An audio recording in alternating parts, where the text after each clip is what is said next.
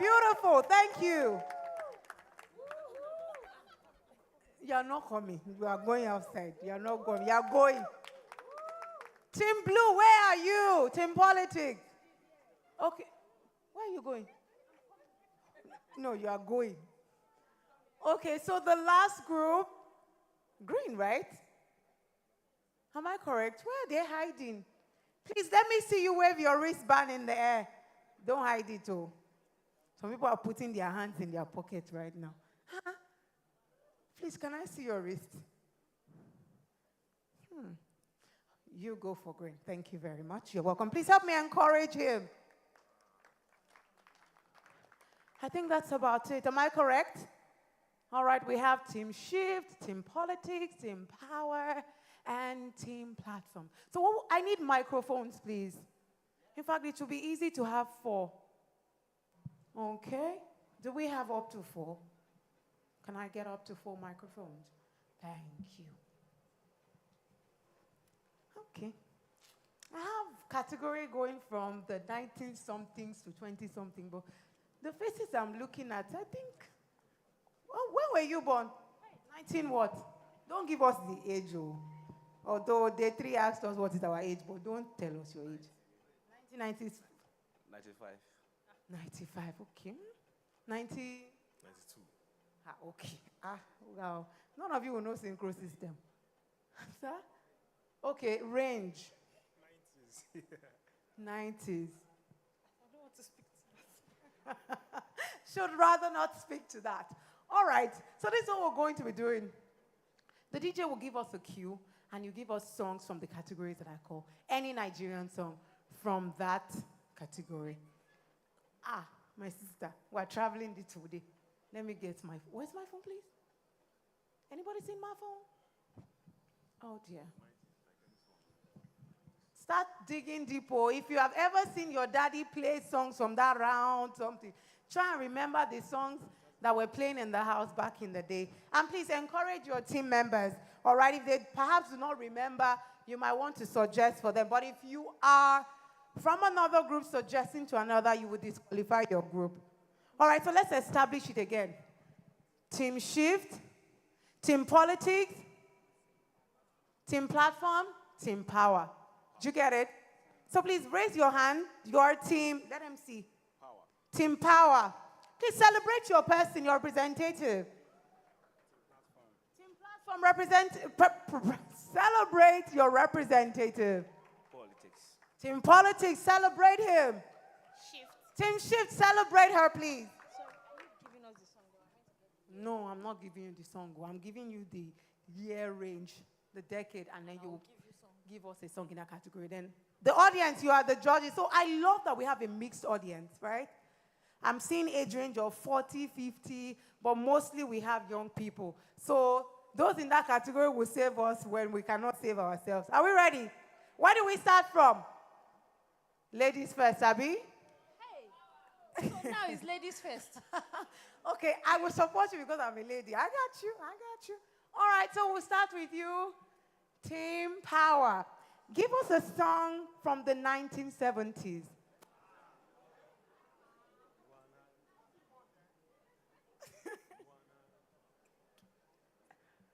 Can the mic work? Okay, use mic. If I'm sure, you and I will leave us one. Onyeko Wenu, you and I will leave us one.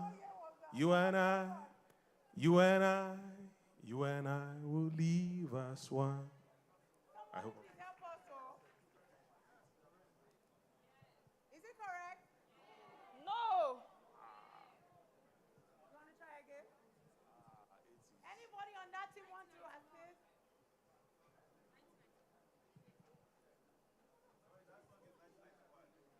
1991, not close. Shall I help you? Yep. Water.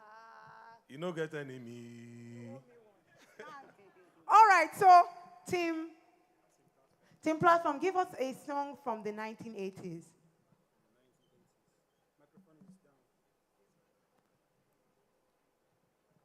You don't jam my car, oh repete. Say you don't hit my car, oh repete. Check it for us. That's our generation. I think I was already around by the time this song was raining. No. Not like I'm not old though, people should know. So I think we'll just go around that same decade. You give us a song still from the 1970s. Let's see. Benny. Sweet mother, I never forget. Check for us. Continue singing. For this suffer where you suffer for me. Yeah. Sweet mother, I never forget. Is it correct? Is it correct? That song was what year? 1976. It's correct then. Because I'm saying 1970s. Please, a round of applause. They have 1 point. Who's recording for me? Please, can I have your phone? Thank you. Yes, please. Okay, give us a song from the same decade, 1970s. Okay. I don't think it's from the decade, but you enjoy the song. Okay. Love me, Jeje. Love me, gentle. Is she correct? Check for me. It's not correct, but it's the 90s. All right, so Team Platform, right? Team Politics has 1 point. So we'll go again. Are you ready? Power. Encourage your people, oh. All right, so you give us a song from the 1980s. Let me give you a clue. This was the season where Juju and Fuji took the center stage in the Nigerian music industry. Can I do High Life? Well, Juju and Fuji was the hit back in the day. So give us a song from that experience, the 1980s. I actually do. But I can do High Life. Ibili o, Ibili Kambiri. Ibili o, Ibili. It's an Igbo song, High Life by Oliver Diko. Somebody should check it for us.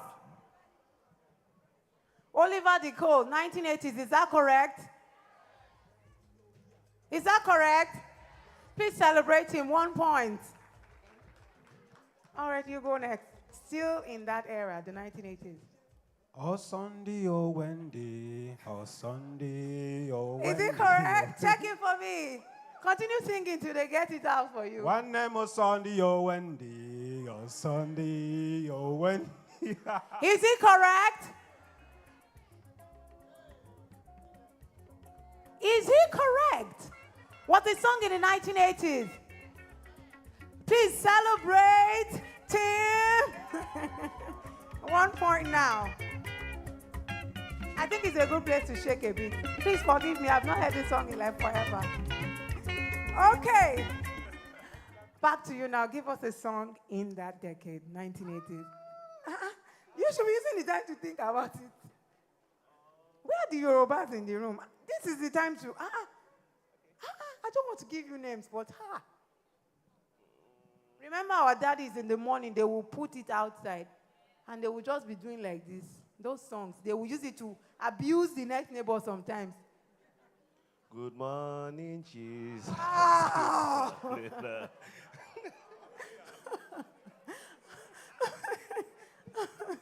I hope your team members are very proud of you. All right, so you're up. Team Shift, let's have you.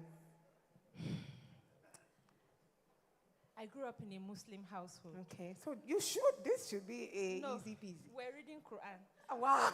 So,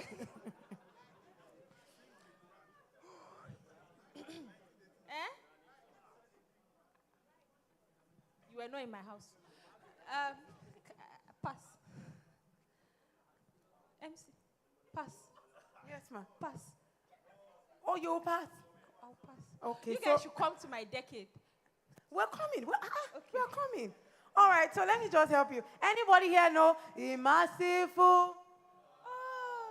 Oh, really? When you hear people like Chief Ebenezer Obey, when you hear Sachino, thank you, Sachino Peter, this was their season. Anybody can relate? That's it. Come and do that thing, Oya. Please come and show us how you do it. Now they did it that again. Please come out. If you don't know these songs, this is expo for you.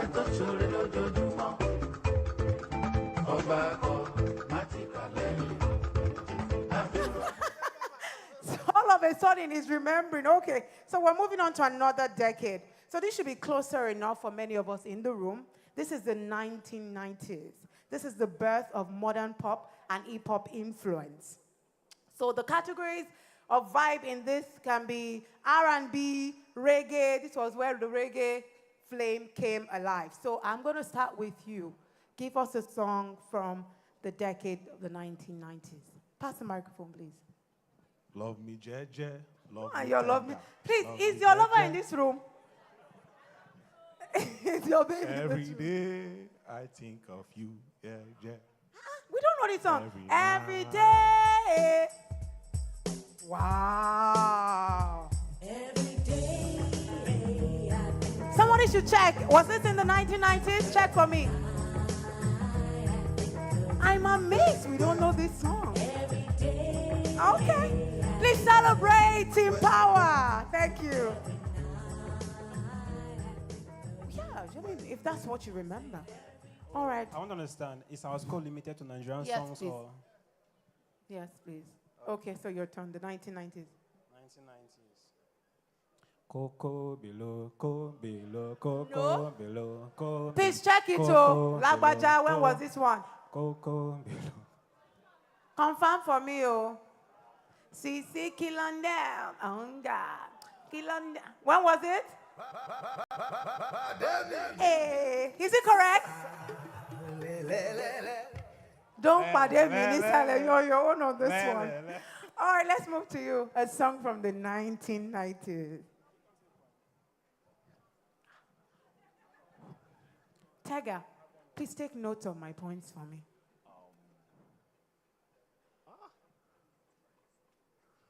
Was the band in the 1990s?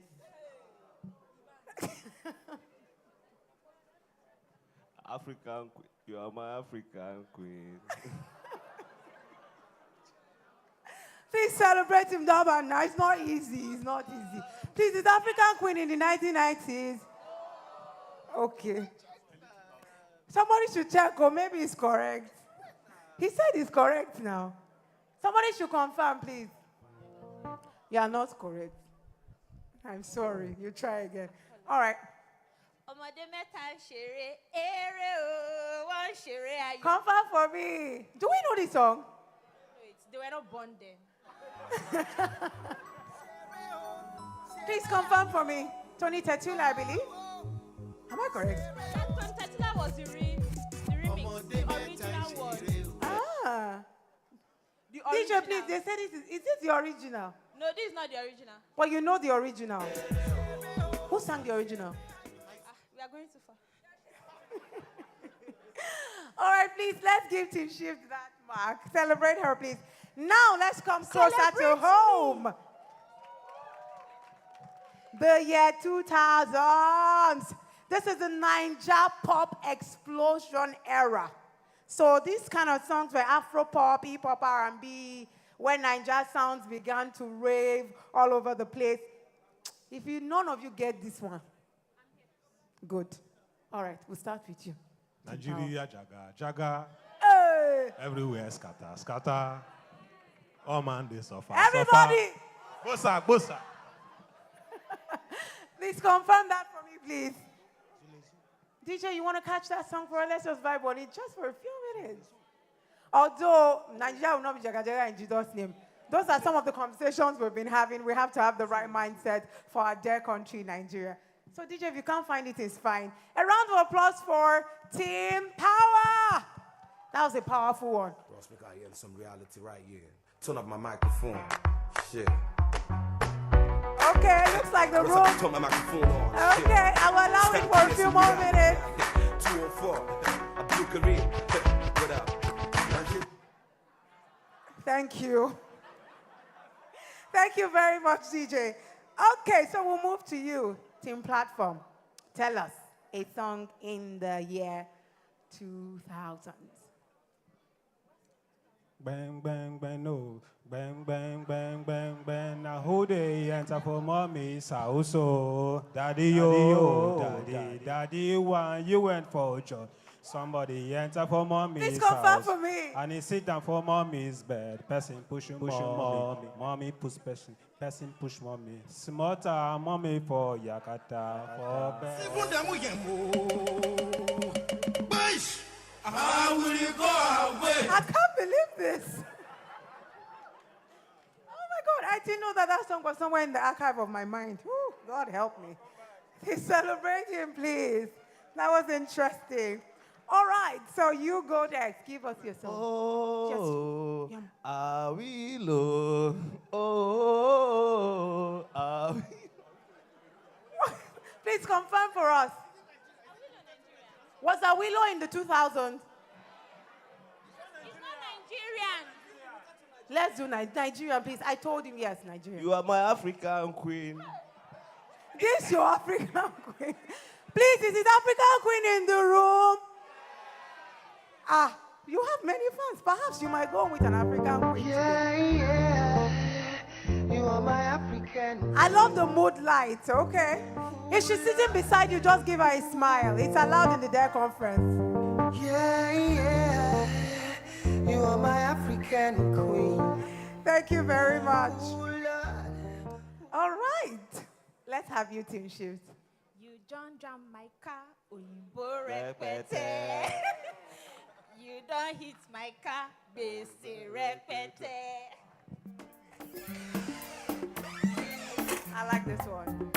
Tatu, where you dey go? Where you dey find? Why you dey ask me that kind of question? Say where I dey go? Where I dey go? I dey come. I dey come.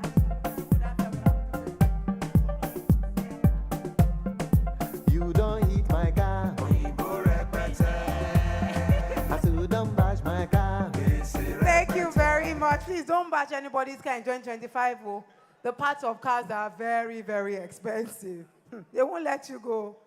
All right, so now let's come home. The 2010. This one should be like. All right, so this is the vibe and era of global experimental African acceptance for Afrofusion, trap, dancehall, Afrobeats. I mean, you shouldn't even start on this one. So let's start with you. Give us a song from the 2010 era. Skelewu, skelewu, skelewu. Check for me. Sing it, oh. Is that how you know it? I don't know, I just don't know. Please confirm for me while the DJ gives us that Davido, song. skelewu. Is it correct?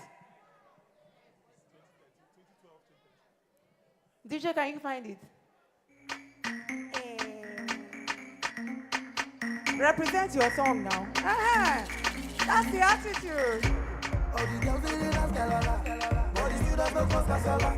For this dance you don't do shagara. Thank you very much, DJ. I see you are thinking really hard. Oh yeah. Oh yeah. Pick it up from there. Oh yeah. In fact, this time you shouldn't even allow the music to stop. Just bounce. DJ, don't stop the music. Let's go with the flow, but you can reduce the actual lyrics. Okay. You never chop yawa deo. You dey for house. Burna Boy, Burna Boy.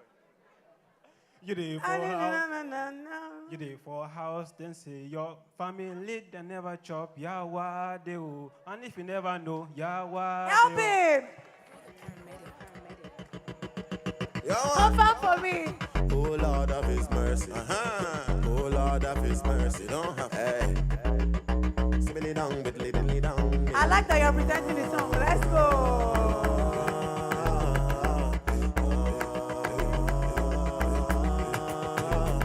I've been the paper, satisfied them the way they are rebound. So they never satisfied the happy the nation. They make me stand for TV and Okay. Them a Mr. Rotimi, I will invite you to the podium to show us the move. taking up his behavior. Thank you very much. All right, you're up. I got a story. I got a story. In 2010? Is Please that confirm one for me. Story, yeah. Was this story happening in 2010?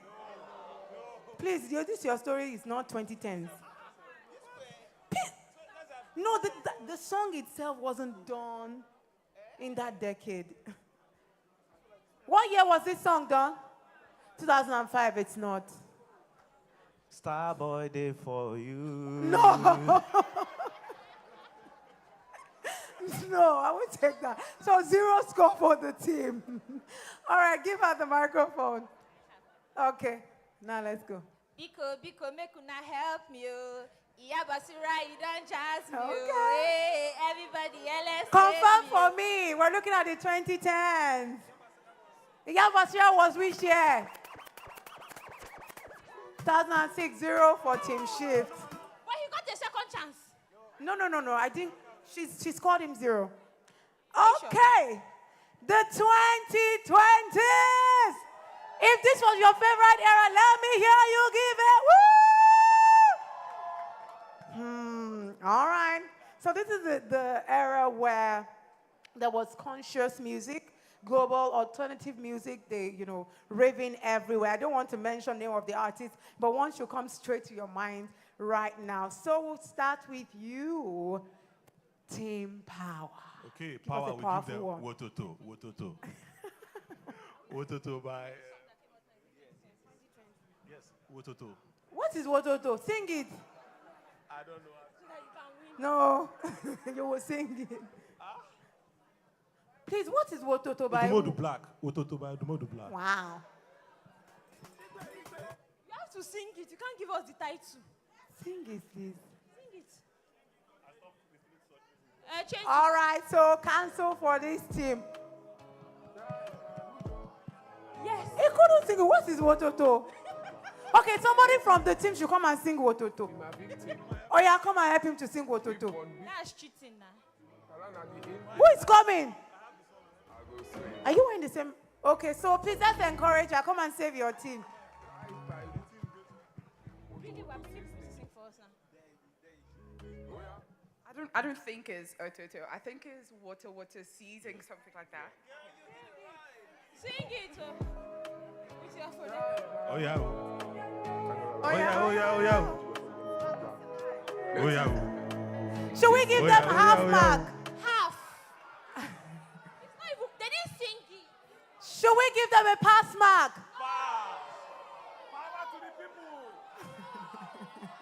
Power to the people. 0 mark. Yes.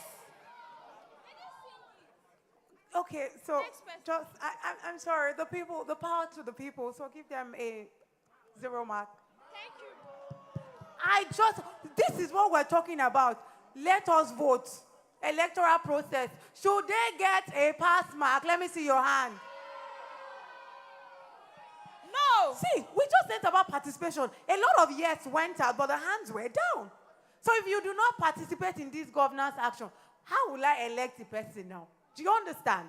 So one more time. Should we give them a pass back? Let the yes go up with the hands. And the no, should we?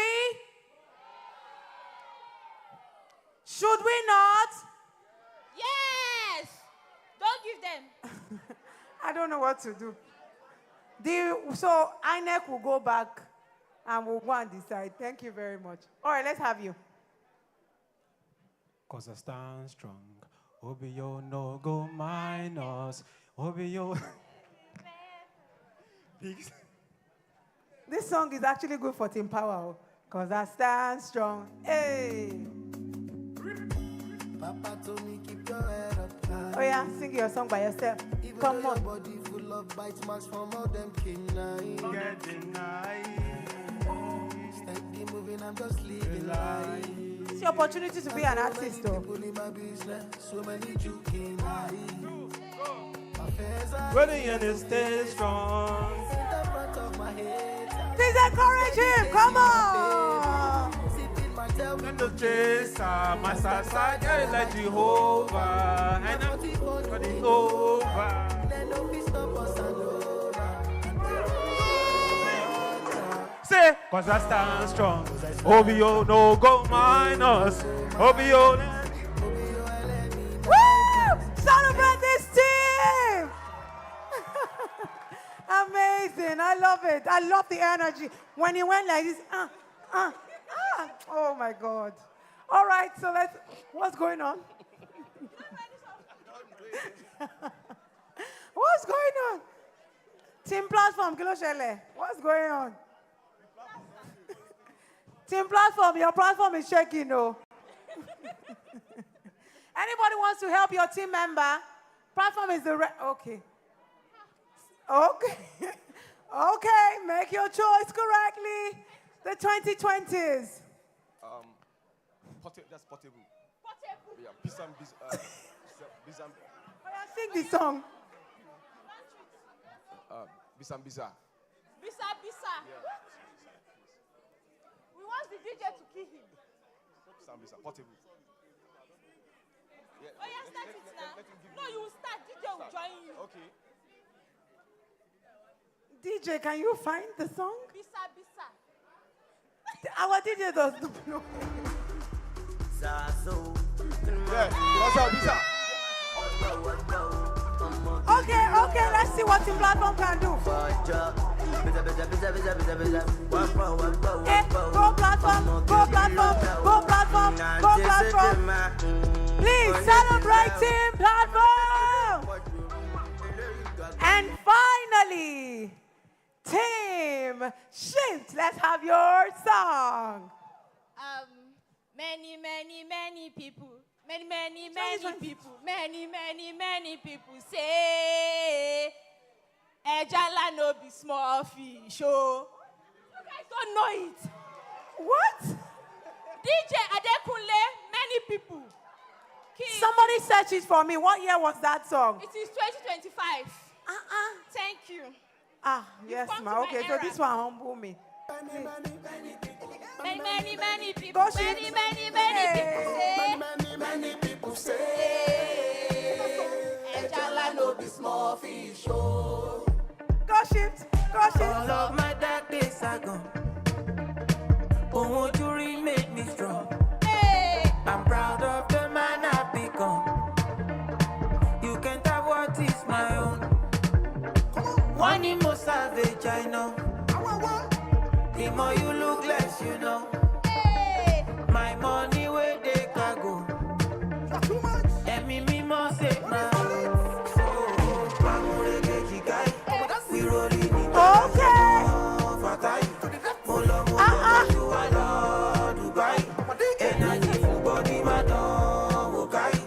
Team Shift, I thought you would support your team. Your representative. Come on, everybody. Let's celebrate this wonderful people. You've taken us round the decades, the era. Celebrate yourselves. Thank you very much. So INEC will go into the chamber and will announce the winners, the points after all. Please celebrate them once again. That was beautiful. See, in this room, I suspect, Mr. Rotimi, some of the daring that we have done, we will give back to artists in this place. So. Are there producers in the room? I hope you are sporting talent. So by next year, please, I want to see album, I want to see videos. Please celebrate yourselves once again. All right, so about now, put back your seat belts on. We're about to get serious again. Okay? We'll go on ahead for another pop-up session, the 5th of it, but this, okay, it's supposed to be the virtual one, but I'm being told that we'll do the panel session before that. And you should celebrate. The room just went quiet. Celebrate. We're having the next panel session. Thank you. Let's keep the energy up. For this panel session, the moderator, Mr. Abdullahi Abubakar, will be moderating the panel session. And the panelists, Benedict Yakoa, Damilola Ade, Grace Samuel. Please help me celebrate them as they walk up the stage. This panel session is the second, and it's around technology. We're looking at investing in Africa's tech talent, powering the ecosystem. So I know that a good number of us will be interested in this as well. So you want to keep your mind, you want to make sure that you do not lose out on any of this. The moderator, once again, is Mr. Abdullahi Abubakar. We have Benedict Yakoa, Damilola Ade, Grace Samuel sitting on this wonderful panel. Let's celebrate them, please. We're talking technology.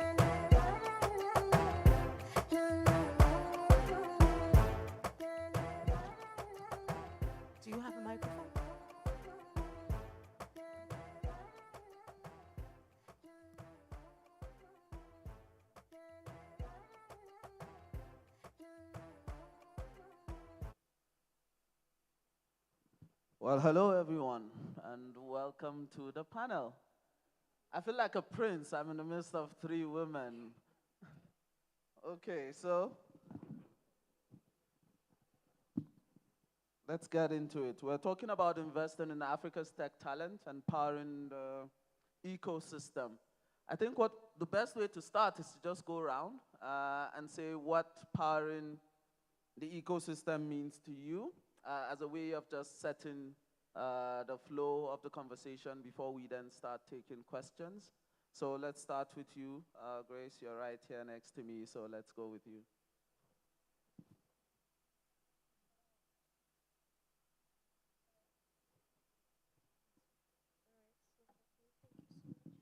Hi, everyone. I'm so excited to be here and honored to be here. My name is Grace Samuel, and I am representing Press PNG. So for me, the question about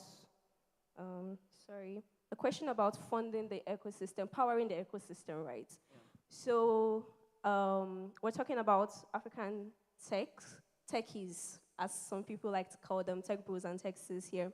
I think it's about raising and what word will I use now? It's about raising the next generation to be a fully rounded being. So beyond just the financing part of it, you're giving them all the skills that are necessary.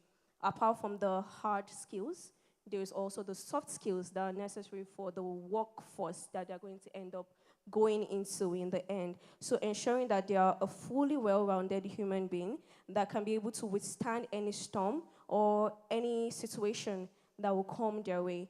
And it's also about supporting them when need be. So whatever they're requesting for, right, you're giving them that support, you're giving them that energy, you're giving them that push, that zeal. You're not bringing down the passion they have in them. Because I think another thing is that when you tell most parents these days that, oh, you want to go into tech, they're like, oh, is it Yahoo you want to do? So it's not about that, but you're giving them the support and that they need in order to be able to reach that goal that they so desire to do. So I think that is about it. So it's beyond just the financing. When you say funding, people, it's just like money. It's beyond that. It's also the support, the community that you build around them and making them be a full-rounded being, basically. Excellent. So for you, powering the tech ecosystem is not financial. It's actually the support that you create so the ecosystem thrives. Yeah. Excellent. Bernadette, can we...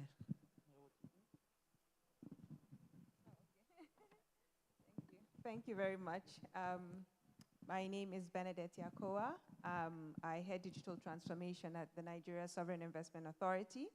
And I think for me, powering the ecosystem really speak to looking at technology from a holistic perspective, from when we think about just creating pathways for opportunities and pathways as whether it's a country, obviously we're looking at Africa, but, starting as a country, looking at it from a regional perspective, and then overall taking it, looking at it from a continent perspective.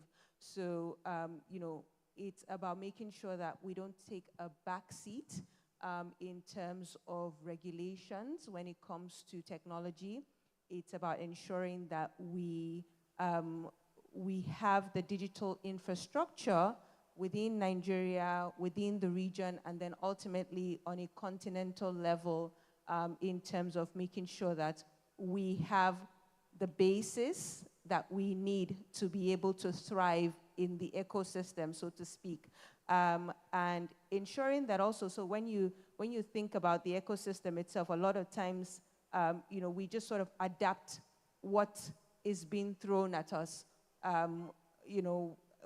as a global south automatically. But, when we, put ourselves out there and we create infrastructure, we create content that are relevant to Nigeria, to the region, and then to Africa itself, it ensures that, we are really powering the ecosystem in such a way that it creates value for us, and not that we're just sort of adapting what is being given to us, which is, for the most part, what we see today. Excellent. Thank you. Excellent. I like this angle that you've taken it in, which is bringing it down to what we need, not just accepting what has been developed or what it's supposed to be for people who do not understand our context. Excellent. We'll come back to a conversation about infrastructure and policy, which is what I hear you've already mentioned. But Damilola, let's hear you. So it's interesting that a lot of money stands to be made when it comes to technology. And when you talk about powering the ecosystem, are we investing to make sure that Africa and Nigeria is able to reap that returns?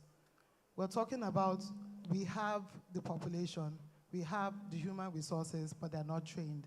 And so it's just like when we had oil, it is still a resource, right? Human capital is still a resource. Talent, tech talent is still a resource.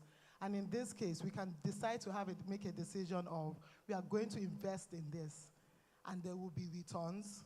Or we can lay back, not put an intentional investment into it, and we won't get the right returns. So when we talk about investing in empowering the ecosystem, I'm thinking investments. I'm thinking it's time to plant seeds. It's time to plant seeds that are in an environment where those seeds can germinate and grow.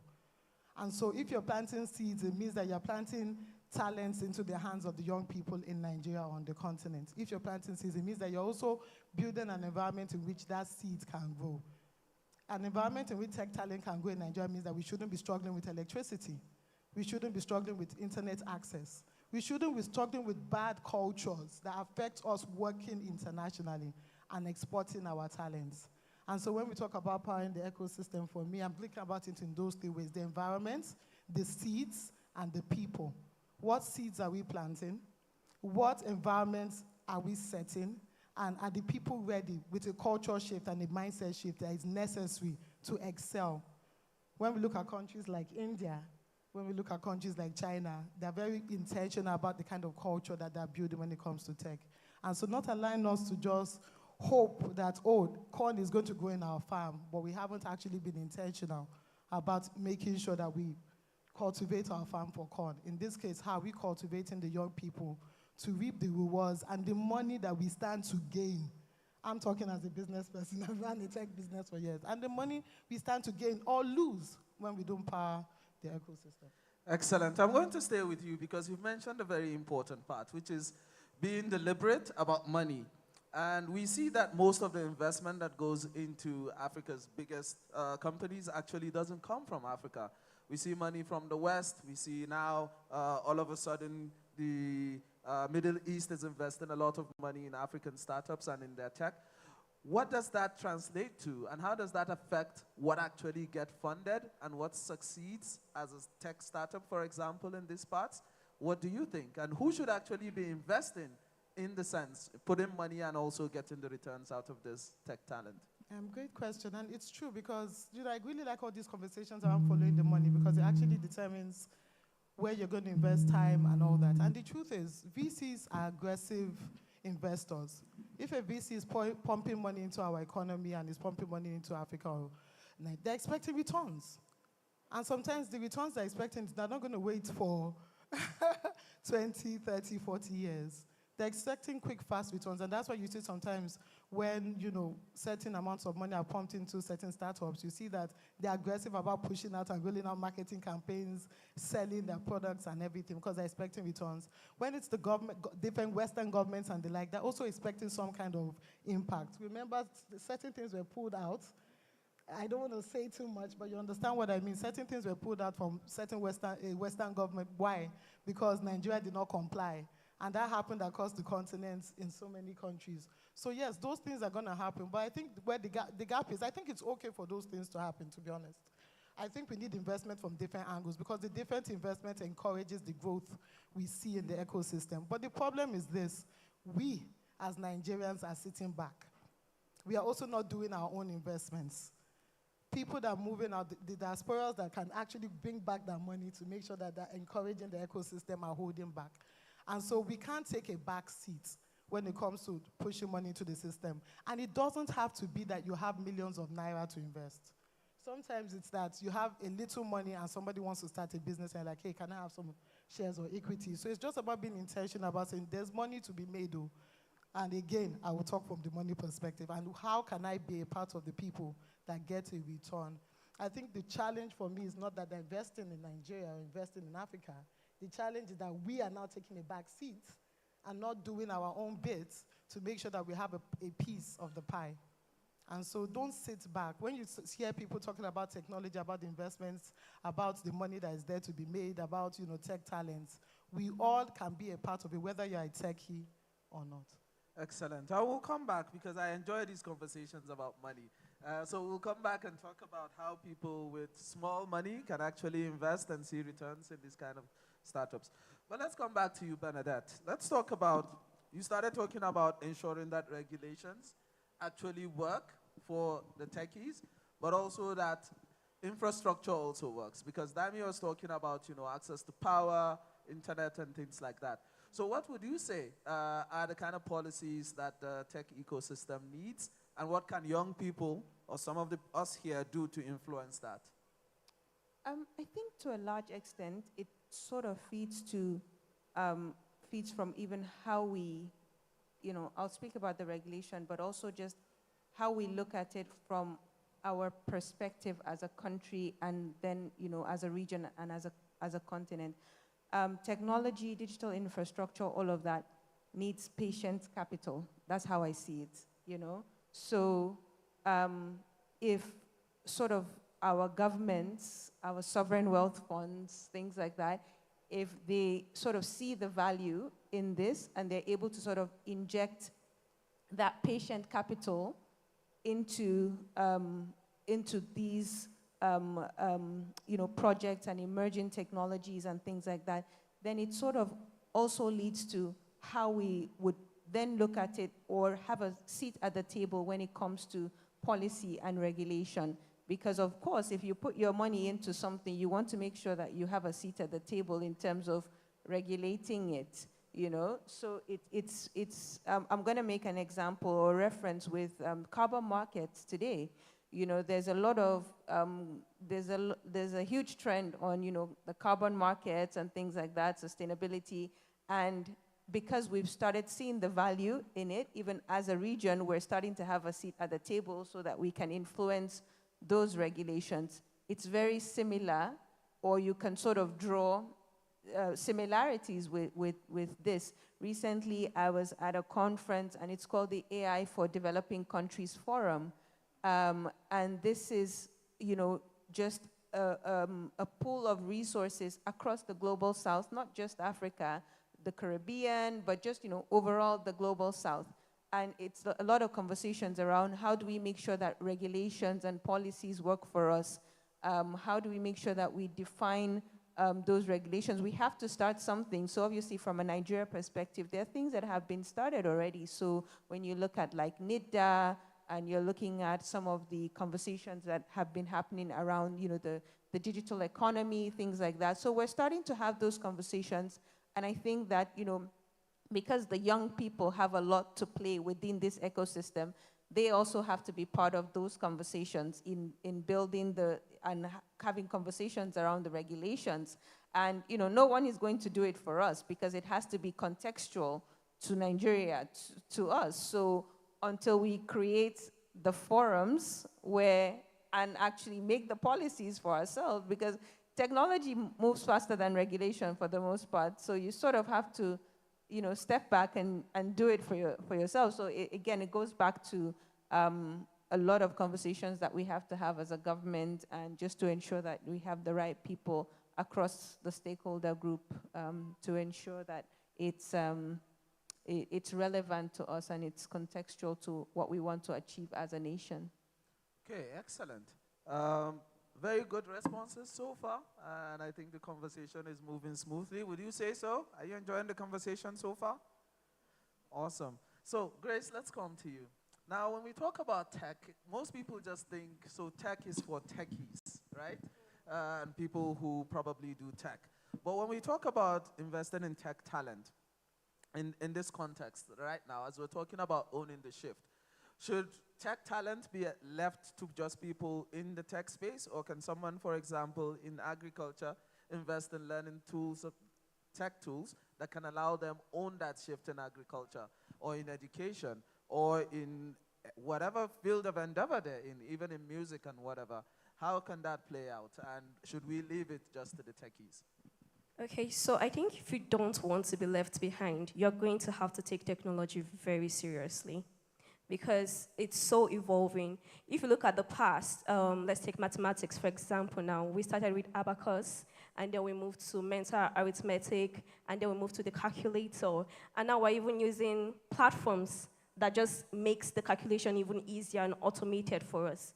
If you're going to be stuck in the abacus era, you are going to be left behind in this era. So if you want to be in this era that we are in right now, you need to take technology very seriously. It makes it so much easier for you to do your work. It makes your work faster and makes it smoother even, right? Because I think right now there is a lot of integration of even the AI now, where we talk about the AI in every sector. And it's so important, right, that if you want to be part of the room, or if you want to be in the room that matters, you need to align in that aspect. So technology is not just for the techies, it has to be for everyone, from the grassroots to the high stage. Either you're a techie on its own, or you're even just the parents that's leaving. There's so much that technology can assist you to even parents as a parent, right? And even in a place of work. I mean, even people like, take for example my company, even people that are not techies, for example, they have to adapt to make use of the technology, the platforms to make the workflow work, basically. So yeah, technology definitely is not just for the techies, it's for everyone, and there is a need for taking that time to actually learn so that you'll be able to be part of what is going on if you want to be alone. Excellent. So, and I like the fact that you've placed this not just on the young people, but even on their parents and everybody who's involved. So, Dami, you've done these trainings for thousands of people across Africa, Damilola. And I want to hear what your feedback is in that sense. And, you know, most people think right now when we talk about AI, for example, we're talking about ChatGPT and maybe just pictures that float or things like that. But how have you seen it being translated into actual tools that help things move faster, enable work, and things like that? You're setting me up. And why I say he's setting me up is because you probably...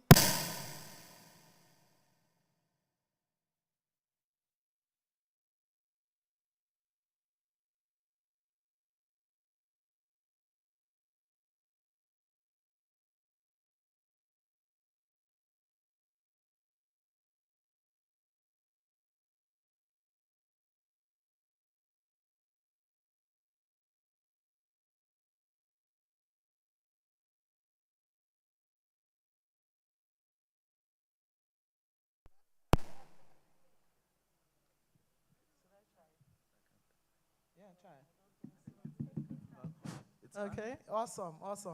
Okay, give me a minute. That's great. So, you know, I said he's setting me up because if I tell you what's on my mind, please don't shoot the messenger. You were asking me a question about if, you know, technology, we are doing it the way we need to, or if we're learning or whatever it is. Yes, he's right. I've trained a lot of people through the virtual job boot camps and so many other things. I've trained kids from the age of 4 upwards. So kids to grandmas, to moms, whatever it is. And so I've trained a wide range of people. And I can give you a feedback. It actually gets more difficult to train on technology with the older the person is. And I know that comes normal, right? And so even when you see a 4-year-old can build a website in 4 hours training, but if I give that same training to you, it will probably take you a week. If I give that same training to somebody older than me, it will probably take 6 months. And that's what I've seen. And what I've also seen as well that I think is right. So it means that you have to somehow find a way to learn faster. And that's why I like the point you were making about how technology is moving faster than everything. It's not just policy. And so if you're not learning faster, whether you like it or not, you are going to be left behind.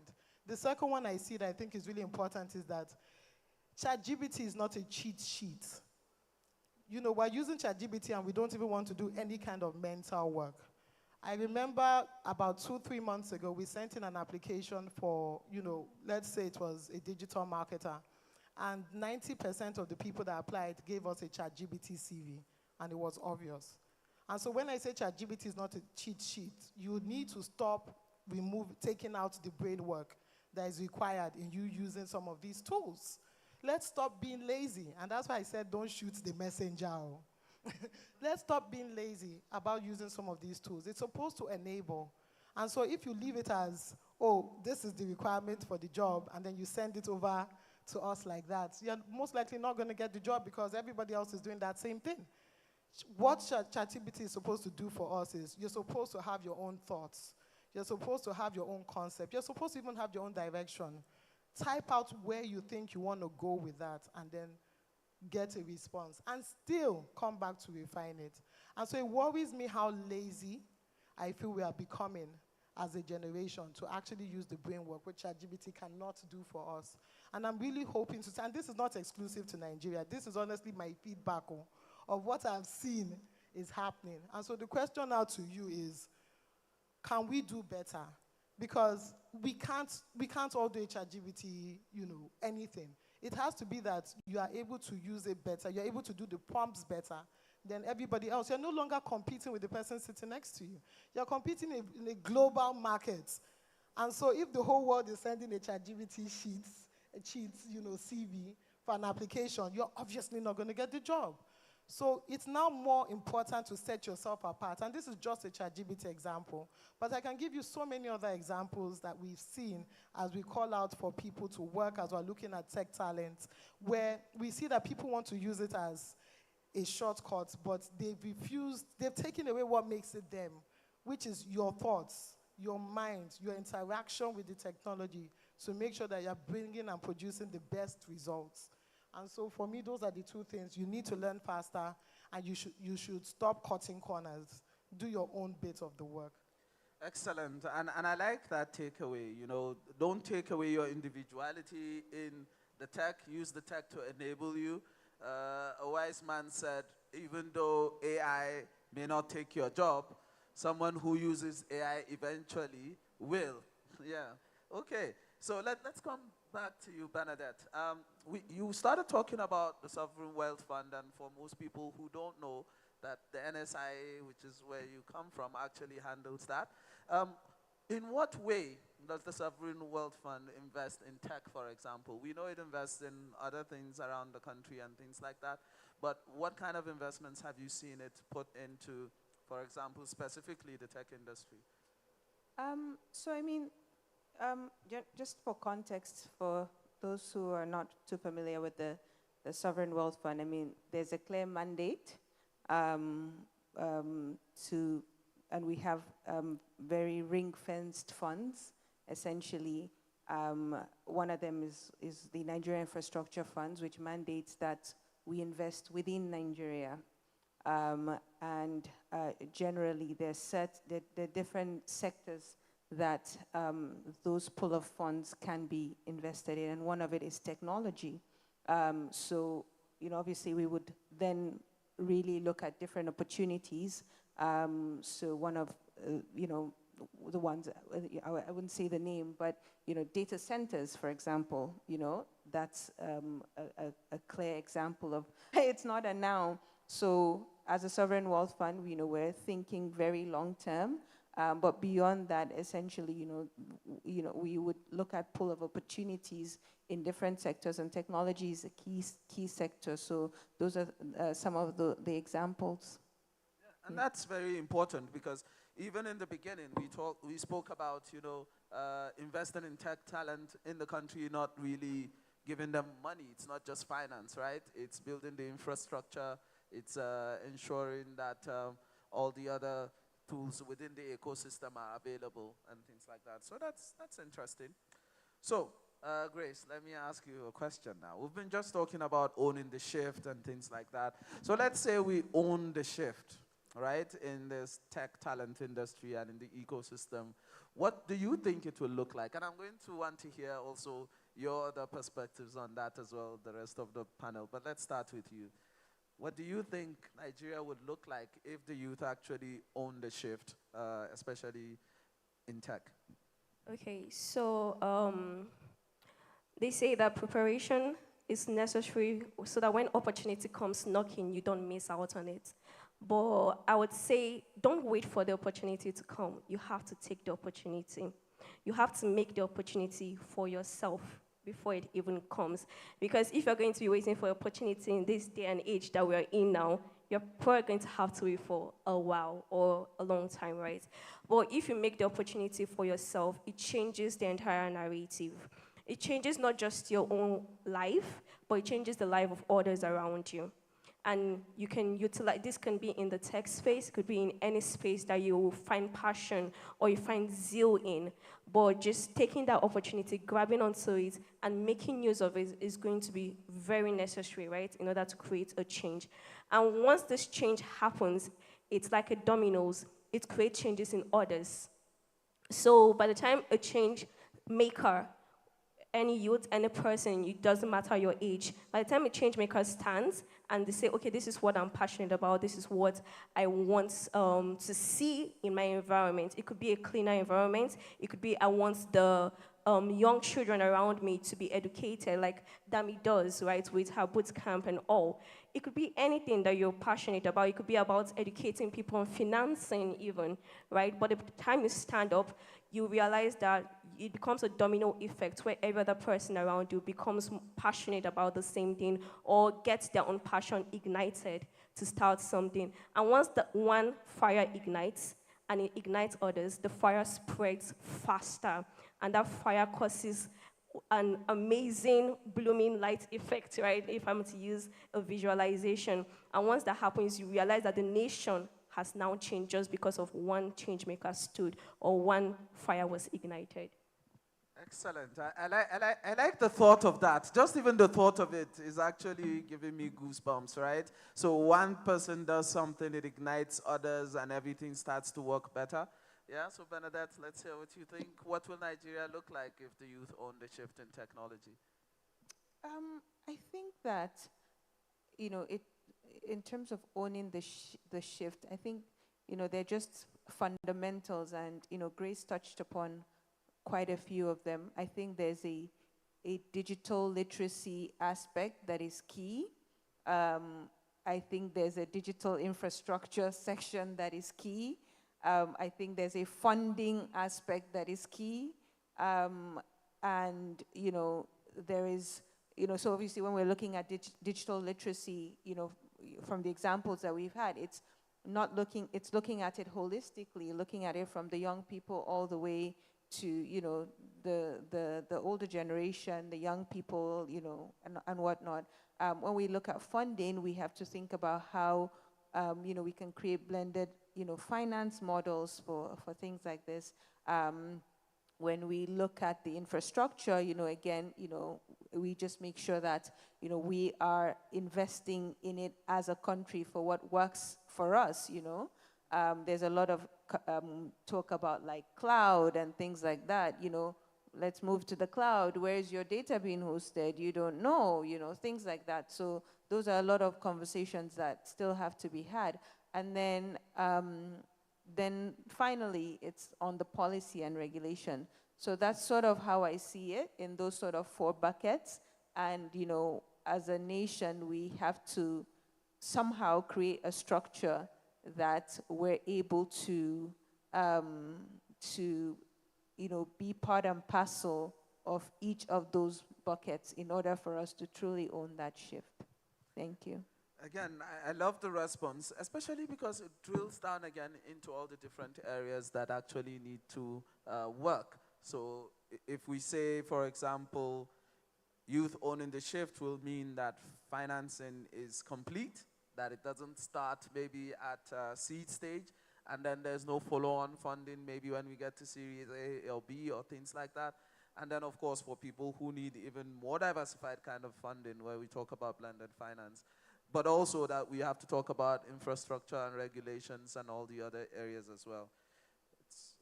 I like this. Yes, Damilola, let's hear your opinion on this.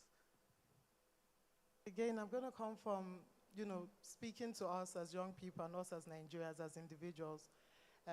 Owning the shift for me is we are not just consumers. We're not just on Instagram to consume the information that's been given to us. We are producers.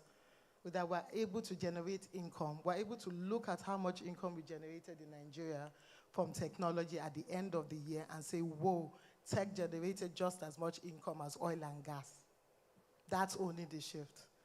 Where you are able to generate income for yourself and say, do you know what, I made $10,000 or 10,000x online this year. And because that's the possibility, it is possible, but it only becomes a reality when we step in, not just to be consumers. It doesn't come because you're on TikTok, or it doesn't come because you're on Instagram. It comes when you start to use technology productively, when you have that basic digital literacy skills.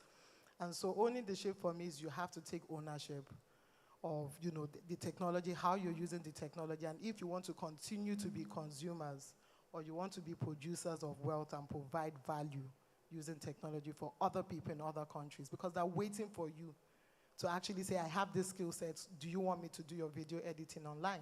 I know how to do this, can I do this for you, and I get paid? Can I manage your digital media strategy from Nigeria? Can I develop a program for you? They're waiting for us to do this. But the challenge is that we haven't taken ownership. We're still consuming.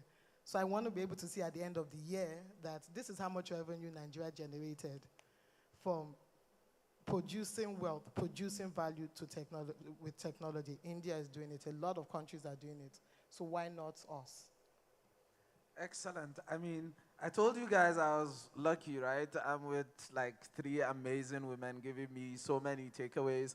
But for me, this takeaway is very important, right? Owning the shift from Damilola's perspective is not just that we consume. We don't just go on TikTok or Instagram or wherever, but we make money. And that translates to improved livelihoods, which is essentially what we're looking for in this country. But also a better economy, right, in terms of income, in terms of contribution to the bottom line for the country as a whole. Very interesting. We'll come back and talk a bit more, but I think at this point I want to hear what the audience thinks and if they have questions, comments. So I see a hand in front, I see another hand in front, I see 2 hands on the next table, and I see 1. So we'll take the first 5. So we'll start with him, and then we'll come to him, and you'll be 3, 4, and then 5. Hold on, in the next round, we'll come to you, sir. Good afternoon, everybody. My name is Shamsuddin Abdrazak. I lead the team at Glowing Minds Initiative. And so I have a bit of worry. So while sometimes my work is within the city center, and sometimes we also work at the subnationals. And when you talk about owning the shift, you talk about, there are some times that digital, so a lot of investment has gone into the technological skills. But when it comes to digital infrastructure, we still have a whole lot. And when the money that is also coming from the global north is also coming, we don't normally take account of the second cities. So Lagos gets the money, then some parts of Abuja get, then maybe you talk about Kano, then maybe some parts of Enugu and Port Harcourt. Then you have a large chunk of people who are within other subnationals, very talented, but there are no digital infrastructure to help them scale to the next level. So my question is to the NSIA. Yes. So how are you thinking along that path, especially given the annual call for applications you normally have, and also trying to look at the second cities? There are second cities, I imagine, possibly in Kwara, in Minna, and other places across Nigeria, where young people with talent and everything are also imagined. But then there are no, number 1, funding, number 2, the infrastructure to help them to be able to stay. So they don't have to possibly leave the rural-urban migration that we have. Because I can tell you from first-hand experience, working at the subnationals, you have those particular experience, and you feel like even at your own level, you feel like, I wish I have the money, I'll have actually invest in your venture. So those are my concerns. Thank you very much. Thank you very much, Shamsuddin. Can we go to him? He's over here, sorry.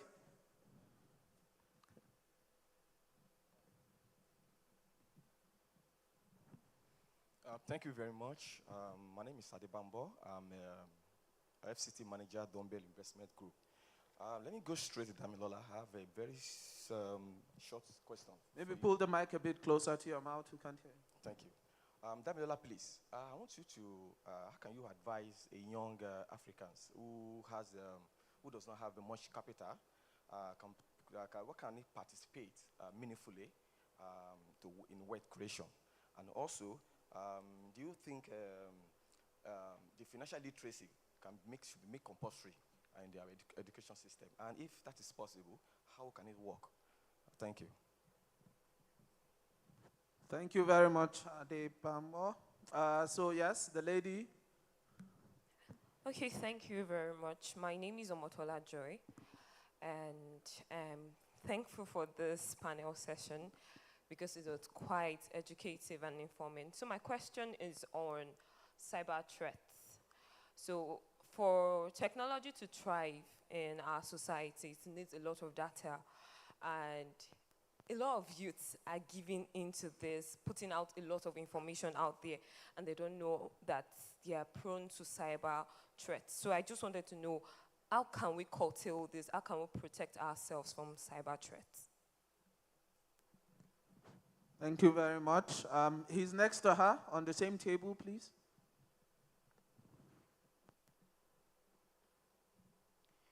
Thank you so much. My name is Emmanuel. I'm a student of Federal University of Technology, Minna. I started my writing journey in 2022, and it has been a great experience for me. Though my major challenge is not having a laptop. I want to go deeper into tech, but I'm limited with the resources I have. So I want to ask, are there platforms that support people with laptops for people like me to go deeper in the way they want to go into? Or maybe where someone can get a laptop, then pay maybe bit by bit. Thank you. Excellent, and I think the question resonates also with the room, so quite interesting. The next person is, can you stand up so that he sees you? Come this way. No, it's here, please.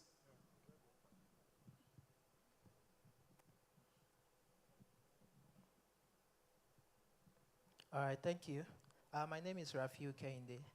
I'm a music producer and a sound designer.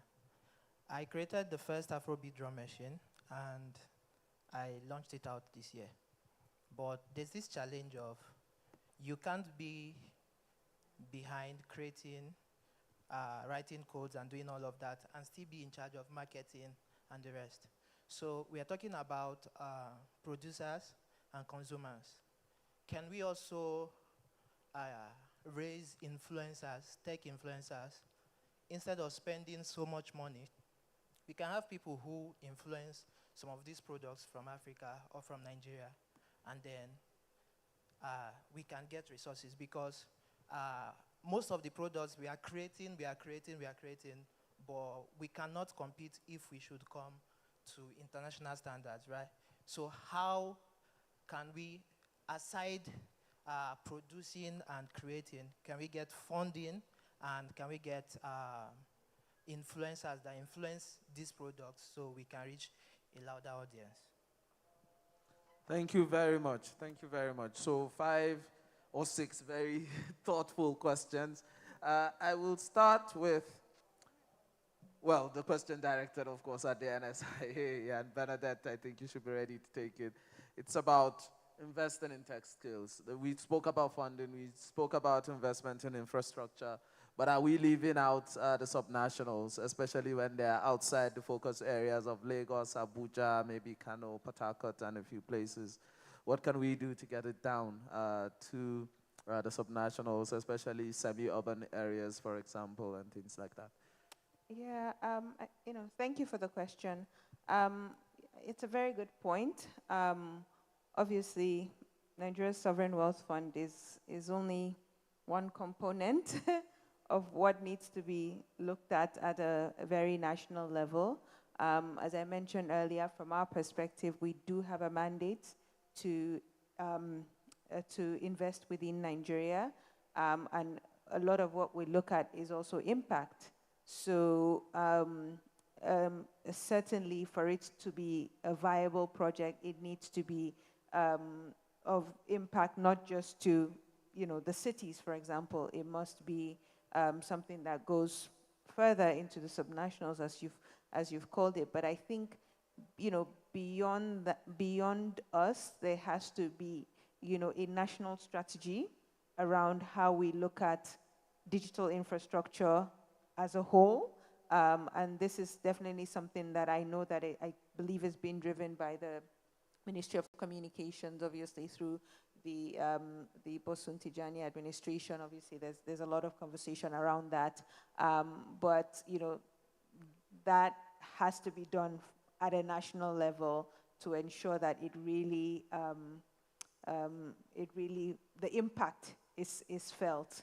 And obviously, there are a lot of fundamental problems that have to be looked at. But I mean, I feel like we're taking steps in the right direction, because even as a country, we've not had the conversations that we're having today about a lot of these conversations. So, but I do believe that obviously at the end of the day, it goes back to execution, continuity, and things like that. So I do feel like we are headed in the right direction, but there's still a lot of work to be done in that aspect.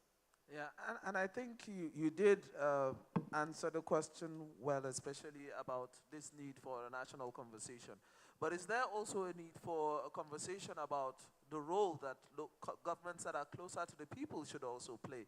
So, for example, state governments and even local governments, because I hear a question, right, about access, for example, to laptops and tools that enable. So Emmanuel's question is about, access.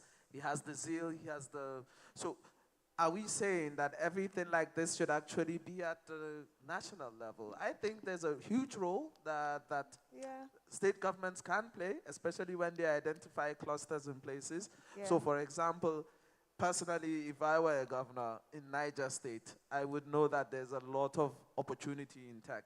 I see lots of people coming out from, clusters around FUT Mina and the zeal they have and things like that. And how do you support those? Shouldn't that maybe be more the role of the state governors and people closer to the people, would you say? Yeah, I think that obviously when you look at digital infrastructure, that's sort of, it's sort of bigger, right? So I do feel like, it needs to start national and then trickle down and have all the stakeholders in the room. And there has to be synergy, of course. Obviously when we go to the question around, the support with regards to, I can't remember the gentleman's name, but, speaking about the need for laptops and things like that, absolutely, I think these should be done at a more, state level, project level, because, you do have people within those levels that are driving these conversations as well.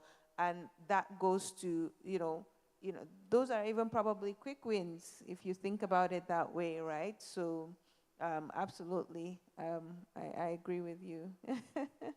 Thank you. Okay, so let's talk about Adebambo's question about young Africans with little capital and, trying to get into the space. And I think Damilola can take that.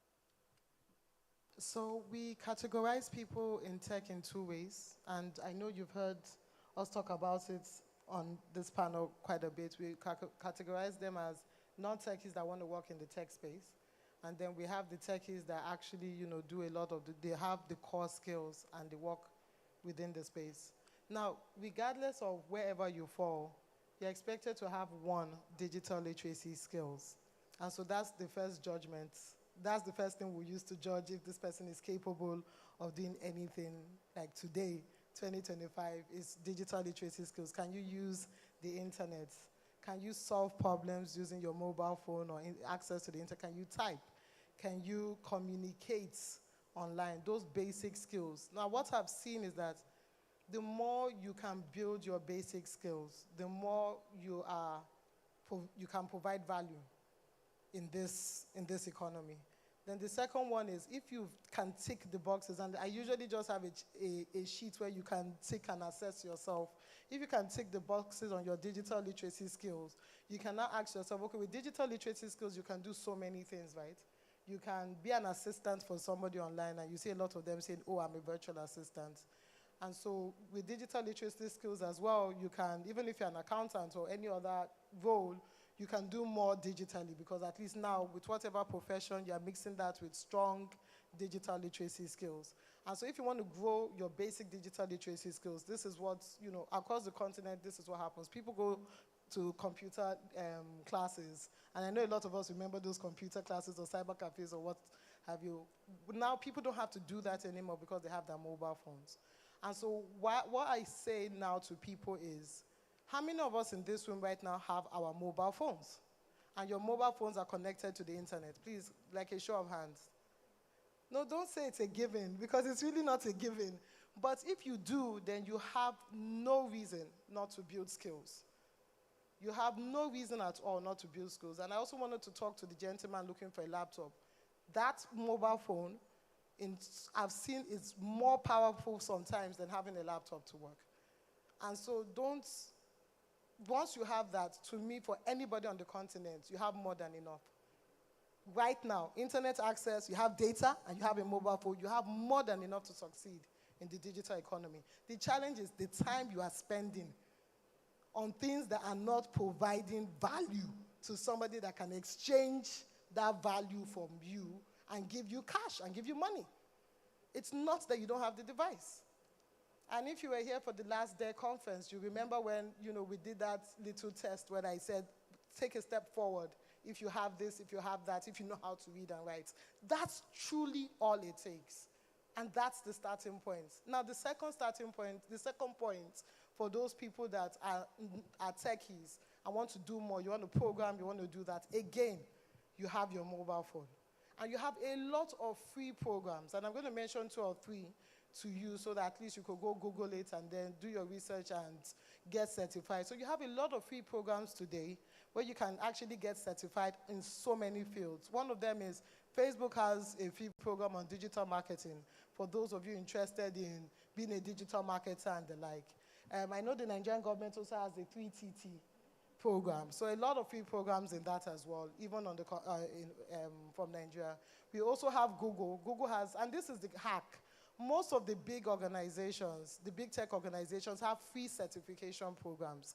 And so if you're interested in any one of them, for instance, you might be thinking, oh, I'm a project manager, I use Jira or I use Asana, and I'm interested in getting certified. Go and check. They probably have a free program to get certified. And so it's important for you to, one, find where you, especially if you're in the tech, even if you're not, just think about where do I really want to grow skills. Go and Google the top organizations that, where people are using their platforms. And then go and check, do they have a free program to get certified? There are a lot of free programs out there to get your certifications. And let me be honest with you, most jobs today, we're not looking for certifications, though. Sincerely, we're looking for you to actually know what to do. And so if you can prove to me when I'm having a conversation with you that, oh, you really know how to run a Facebook ad and you've made money off your Facebook ads, you've gotten a job. So it's not really so don't do certifications and go and pack the certificate but not actually learn. Do the certification, practice. Practice the activities, practice the lessons, do the practice. Don't skip through it and say, oh, I have the certification, I will scam this person into giving me a job. That's really not what we want. People don't really care. And the last thing I want to say, besides I don't monopolize this conversation, because I tend to get very passionate about conversations around building skills, so thank you for that question, is that it's beyond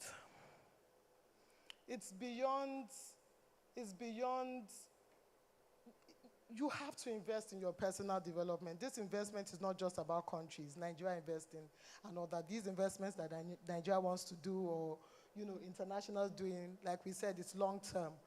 It's your responsibility. It's beyond going to school. I promise you, in the past 3 years, it is only after 2 or 3 years I checked and said, this guy doesn't have a degree. And we hired him. Most times I don't know whether they have a degree or not when they want to work in tech. I only find out when something happens and I'm like, but he knows how to do all this. Why? Because a lot of people are not waiting for that first degree. So it's beyond that education. Education is no longer in that box of university. And so you have to unbox yourself and go on all these different platforms and use that mobile phone and the internet access it provides to learn. Actually, excellent points there. Can you also then respond to Rafiu's question?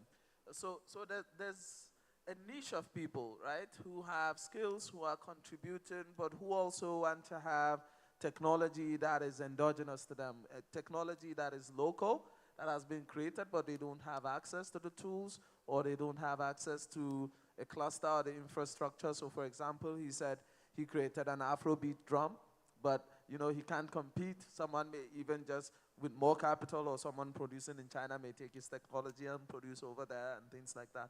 So he's talking about in what way can we leverage, for example, influencers that can then partner with other companies and build those kind of technologies.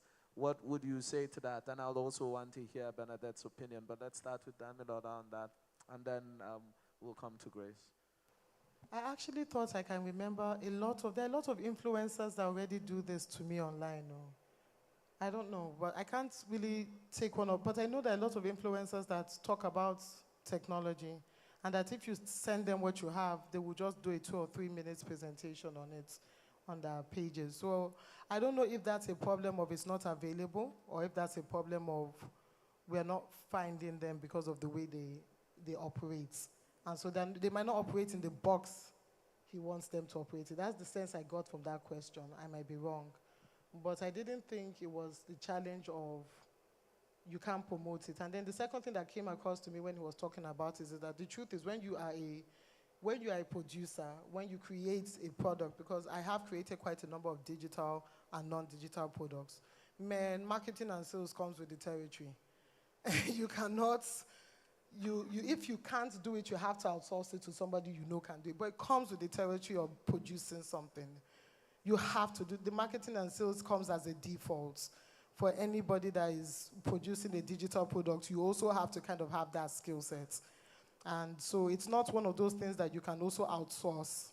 To be honest with you, from my experience, I might be wrong. And do you get what I mean? Yeah, no, I definitely do. Because, of course, the passion, for example, only comes from you most times, especially from your creations, your understanding of it and things like that.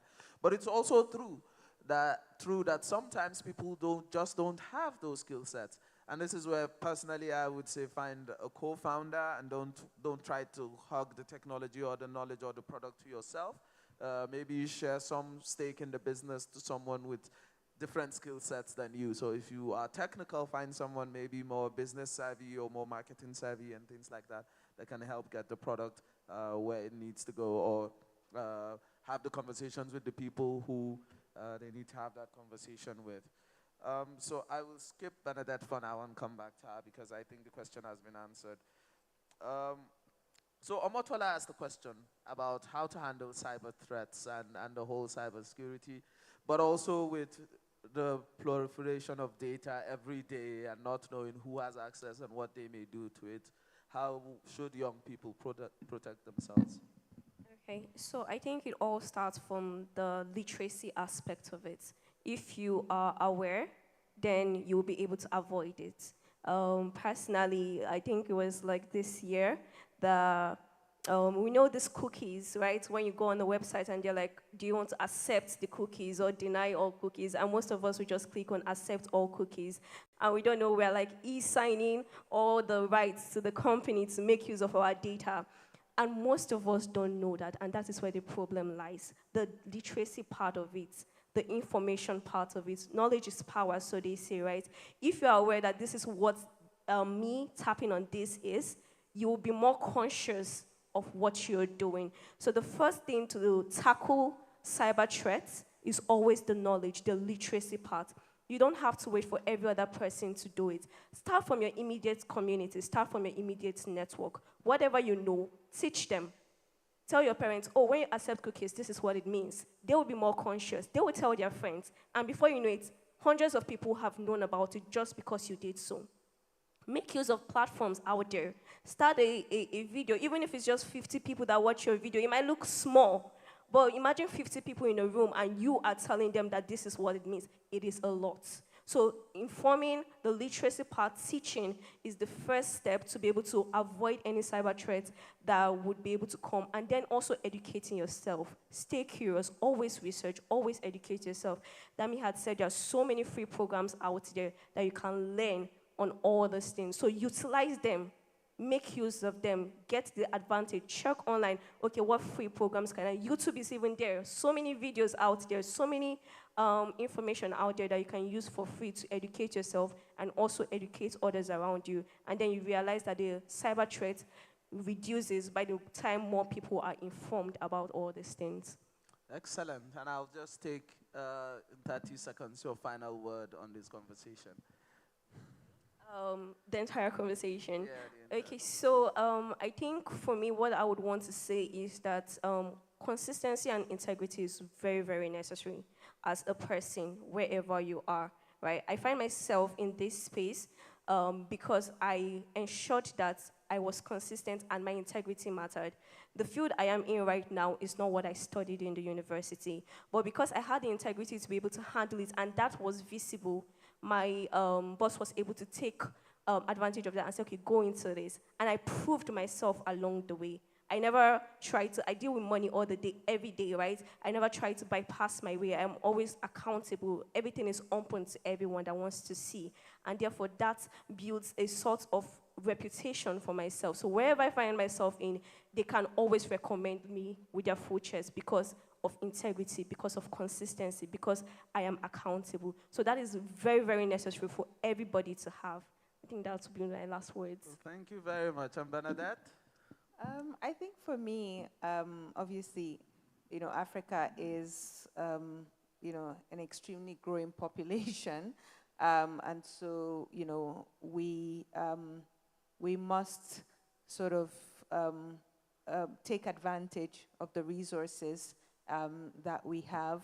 Obviously, I'll always speak from a regulatory and investment perspective that, we do need, regulations to support the development of these trends at different levels so that everyone is able to benefit from it. And it's not just sort of paper that, we sit down in rooms and we create these policies and we never use it, and, it never really trickles down to the people that need it the most and the people that are going to drive these conversations. And then, finally, like we've all said, digital literacy is key. So, AI,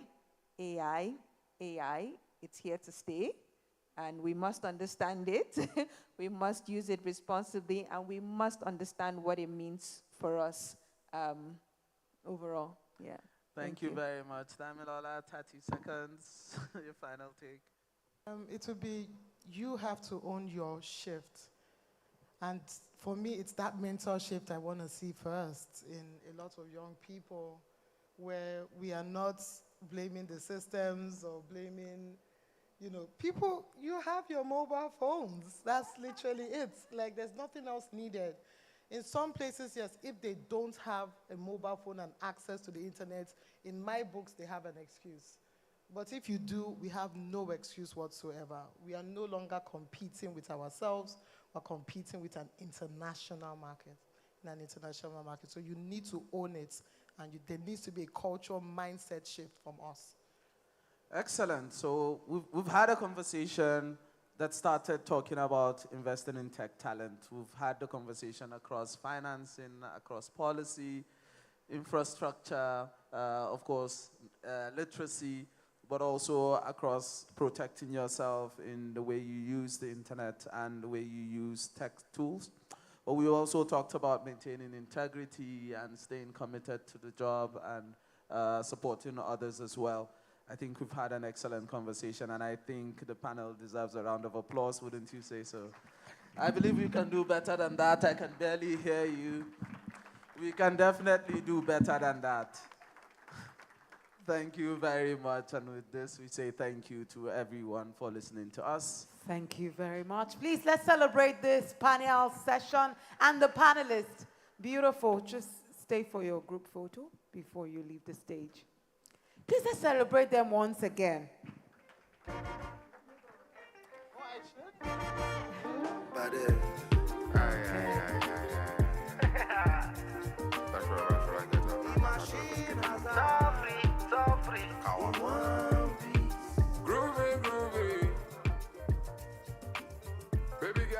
too good looking.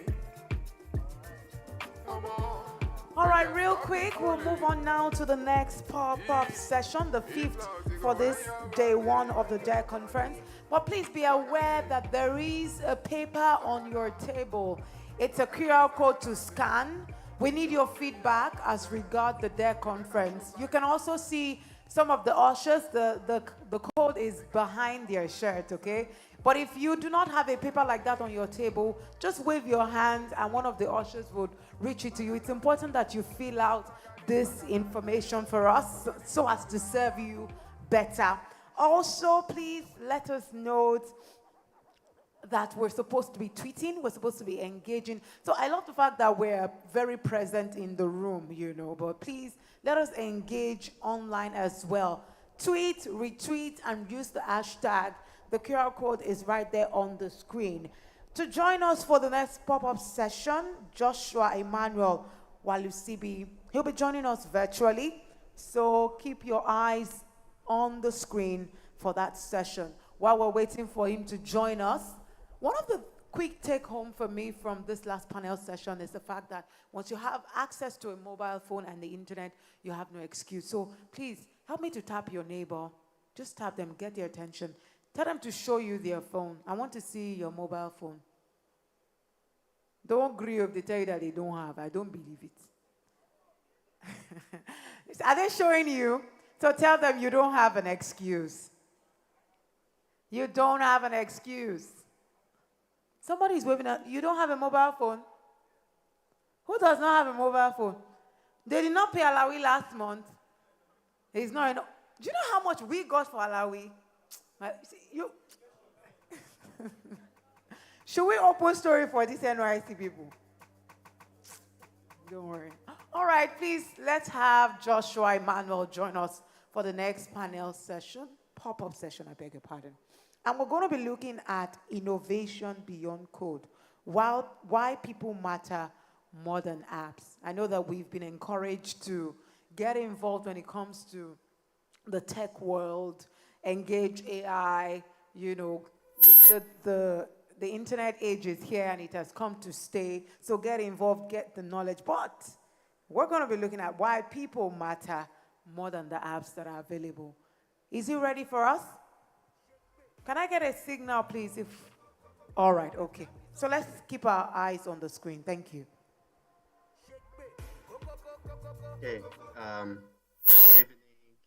Good afternoon.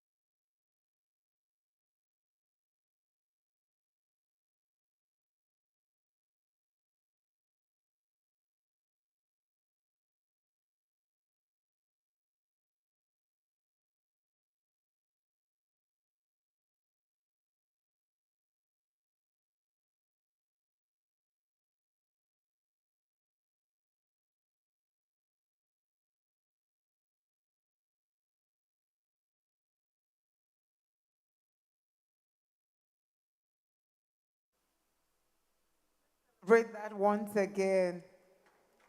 Innovation is a call to service. I think that is very instrumental. That should stay with us. Please let's celebrate him one more time. We'll have another pop-up session now, the 6th, from Kamal Dean Kende, the co-founder, Malhub. Are we ready? Can I get a signal if we're ready for that?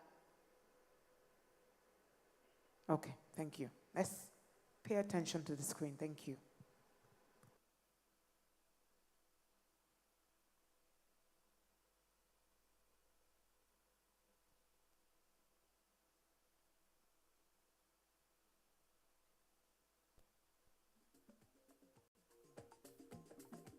I'm looking at myself on the screen.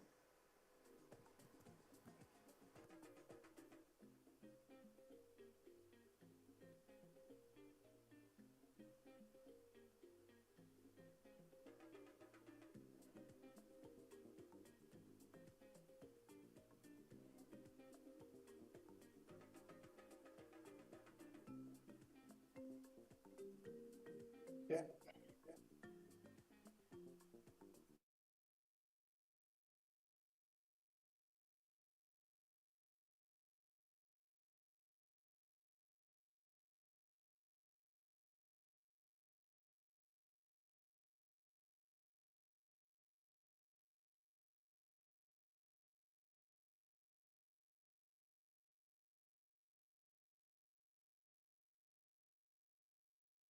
This afternoon.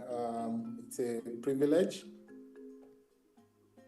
and I'm super excited to meet every one of you. So let me just go straight to my session. Please confirm if you can see my screen because I have a presentation slide.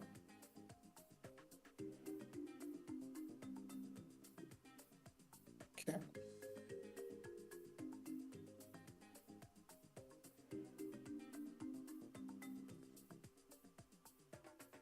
Okay, so I'm super excited to be here today. My name is Kamal Kende, and I will be talking about how technology can redefine youth influence in Africa.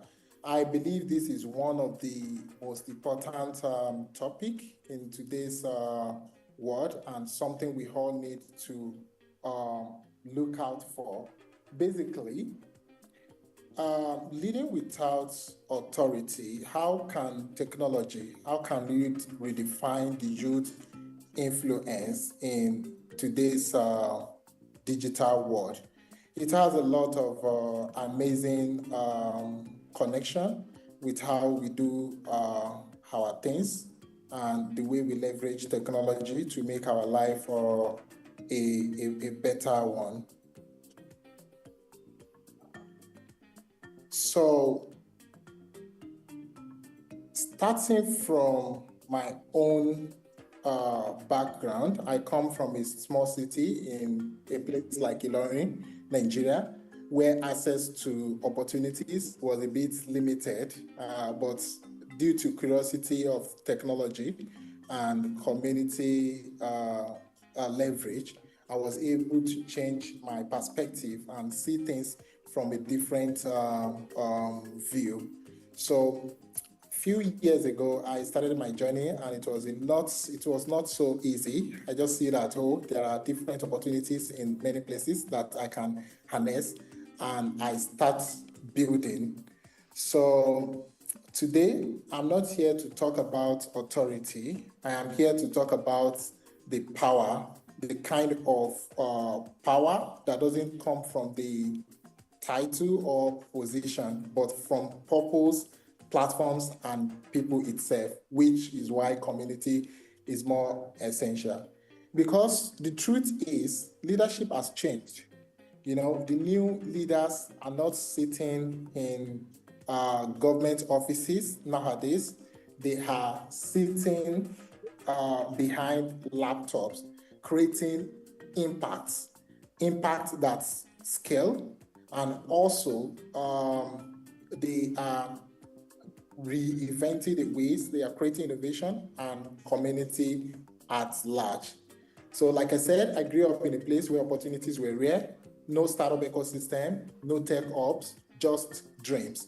In 2017, I had one simple belief: if we could build a space where young people can access digital tools, learn skills, and connect, we could change the trajectory of our entire communities. And that is what I'm simply doing today. That belief become MalHub, a tech innovation hub in Africa. It's a co-working space, small co-working space that has now trained and empowered thousands of young people to build careers, businesses, and solutions in right from the heart of Kwara State, Nigeria.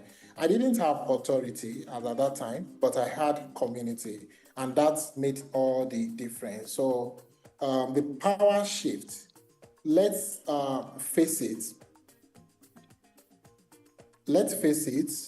Africa is young. More than 70% of our population is under 30, but only a handful of those young people, are represented in positions of power. So how do we lead when we don't have the title, So the only thing we can do is to create a platforms. Technology gives us a microphone, social media gives us the reach, and community gives us that strength to do anything we want. So that is how influence works in today. You don't need permission to make impact.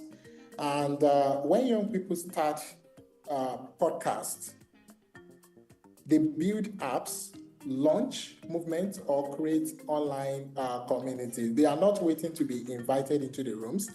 They are building new rooms. And some of the platforms that we leverage today, it's the opportunity of technology, and it's built by the youth. The platform, the so-called platform ChatGPT that we are currently leveraging to do most of our things in today's AI movement, it's also built by young people. So the real power lays in platforms, not positions. So from Kenya to Nigeria, we have seen creators, founders, and activists lead conversations that shape policy, inspire change, and even build businesses, all without formal authority. So what we have learned is that building is a journey. Through my experience with MalHub, Kwara Build, with other initiatives, we have trained over 10,000 young Africans, and here is what I have learned: that leadership is not about control, it's about contribution. When you empower people with knowledge, they don't just grow, they multiply impact. And that is how real influence spreads. It's about building without permission. It's about saying, if the door doesn't open, build your own. So technology has been the great equalizer, particularly for me as a youth. So it has removed the old barriers. You can't build from anywhere. Today you can build from anywhere. You can collaborate globally. You can meet people from different locations with the leverage of technology. You can compete without leaving your community. The same cloud tools used in Silicon Valley are available in Ilorin, Lagos, or Abuja, or Nairobi, or Accra. So that is how we redefine leadership, by showing that where you start doesn't limit how you can go. So you can see the movement of Flutterwave, the movement of Paystack, how they are currently empowering businesses by simplifying payment process. Most of the people who are currently in these organizations, they are young people doing well with leadership skills. So the new leadership, right? The new leadership today is the best. The best leaders of today don't just manage, right? What they do is they mobilize, they lead through empathy, storytelling, and inclusion. And that is how we can identify a better leadership in today's world. So they try to command followers. They don't command followers. they create more leaders through their reflective action. So in my work, I've seen this firsthand. When you give young people access, they don't wait for opportunity, they become the opportunity. Most of the people we employed at MAHUB, they are young, vibrant people who don't necessarily need more instructions before they can do stuff. So, and this brings me to how you can break barriers. So challenges we must tackle and to solve problems. Of course, there are still barriers, lack of infrastructure, digital divide, and limited funding. But what makes Africa special is that we have never waited for perfect systems. You know, we innovate through the chaos. And that is where collaboration comes in between the public sector, the private sector, and the communities at large. And bringing it to what DARE is currently doing, they are connecting, they are not just connecting the youth, they are also connecting with people who are currently doing stuff at a large scale. So build without permission, it's important. So what can you do? What can you do? The only thing you can do right now is to start where you are, use the tools you have, build faster and test faster, build something that makes someone else's life better. So the only problem you can solve right now as a youth is the problem that is impacting life, changing lives, making the extreme rate of poverty in Nigeria reduce drastically. So you don't need a title to make an impact. Your consistency will always create the authority you seek for. So the future, right, of Africa will not just be led by those with power in their hands, rather, but by those with purpose in their hearts. People who can lead by building, connecting, and inspiring. So let's redefine what influence means, not by control, but by contribution. Thank you for listening to me. Let's celebrate him. All right. Thank you very much for that. And the final pop-up session for this evening. Please, ladies and gentlemen, help me make welcome Basi, the ED of Ip City Innovation Center. He'll be talking to us on how to build cities that really work for us. Please celebrate Basi.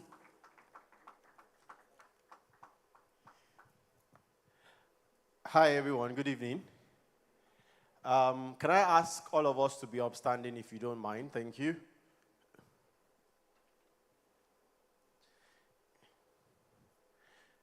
Can I ask us to put our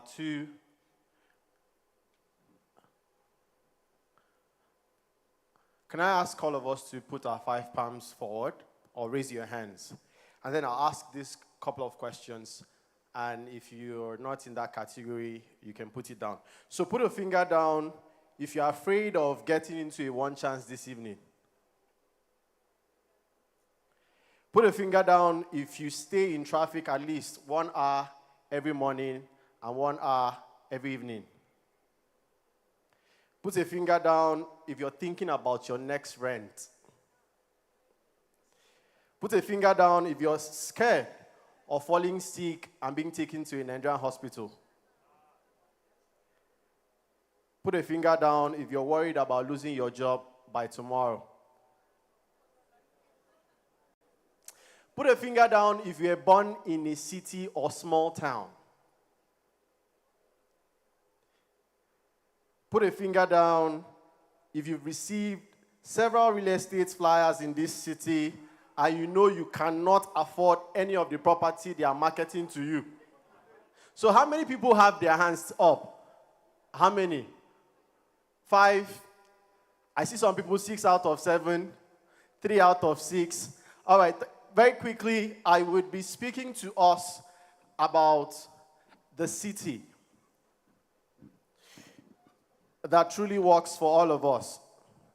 I would begin, or if you turn around right now, you see that the hall is half empty. And you know the reason why.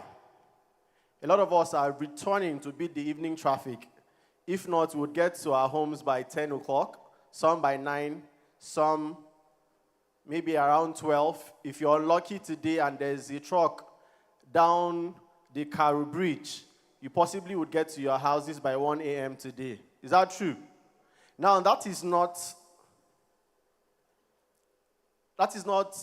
a problem that was not envisaged. In planning, we call it spatial segregation, where people who plan the city push the rest of us who do not have enough resources very far away from us. And that is why we all make the journey into the city every morning. But I'll begin my conversation this evening by talking about a young man I met some years ago, maybe 2016, 2017, who cleans the pedestrian bridge. He sweeps it every morning. And then one of those days I was on one of the pedestrian bridge along the Lube axis, and then I got close to him and I asked him, "Why do you do this?" And he says, "I use this bridge every day. If I don't clean the bridge, who will?" And I'm sure many of us have seen some of these young guys physically challenged, sweeping some of our pedestrian bridges. True or yes? Now, when that guy gave me that response, something very critical struck my mind. And it was that cities are not made of buildings. Cities are made of people.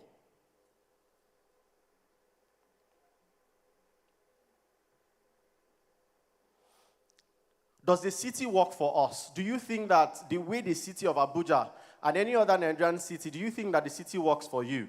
When you wake up every morning, do you feel like you're negotiating with the city, or do you feel like you live in the city? The population of Nigeria, we're always very proud to say, is composed largely of young persons under the age of 30, about 60% of us. And yet, when our government sits to plan about the city, young people are not in the room. And you begin to wonder how our cities are urbanizing. By the way, statistics says we'll be 400 million by the year 2000. And where would all of us live? We'll be living in the city. So for many of us, the city feels like a daily negotiation, not a shared home. So I will talk about a couple of things that you should be worried about. I will begin with housing.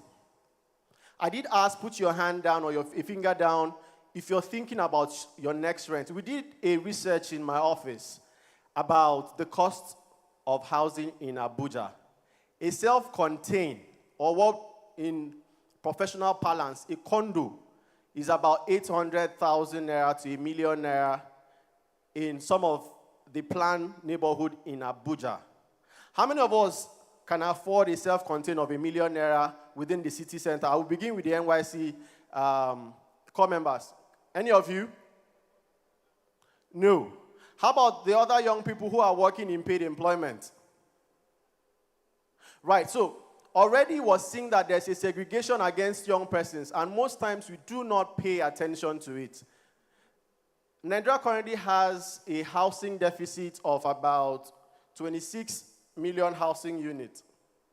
And guess what? Out of those housing units, when they begin to develop them, they will develop housing units for family people. Considerations are not always made for young persons. So because we cannot afford the huge rent, we trade our dignity for affordability. Majority, or some of us, reside in villages where we grapple with issues of insecurity, we grapple with issues of bad road, waste management, and the likes, when it shouldn't be so. You talk about mortgages. How many of us know any policy about mortgage, whether rent to own or outright buying a property in this hall? Anyone? Just one out of possibly 100, two out of 100. Have you ever made an attempt to process a mortgage for yourself? And do you know what that process is? How many of us have heard about the renewed city homes?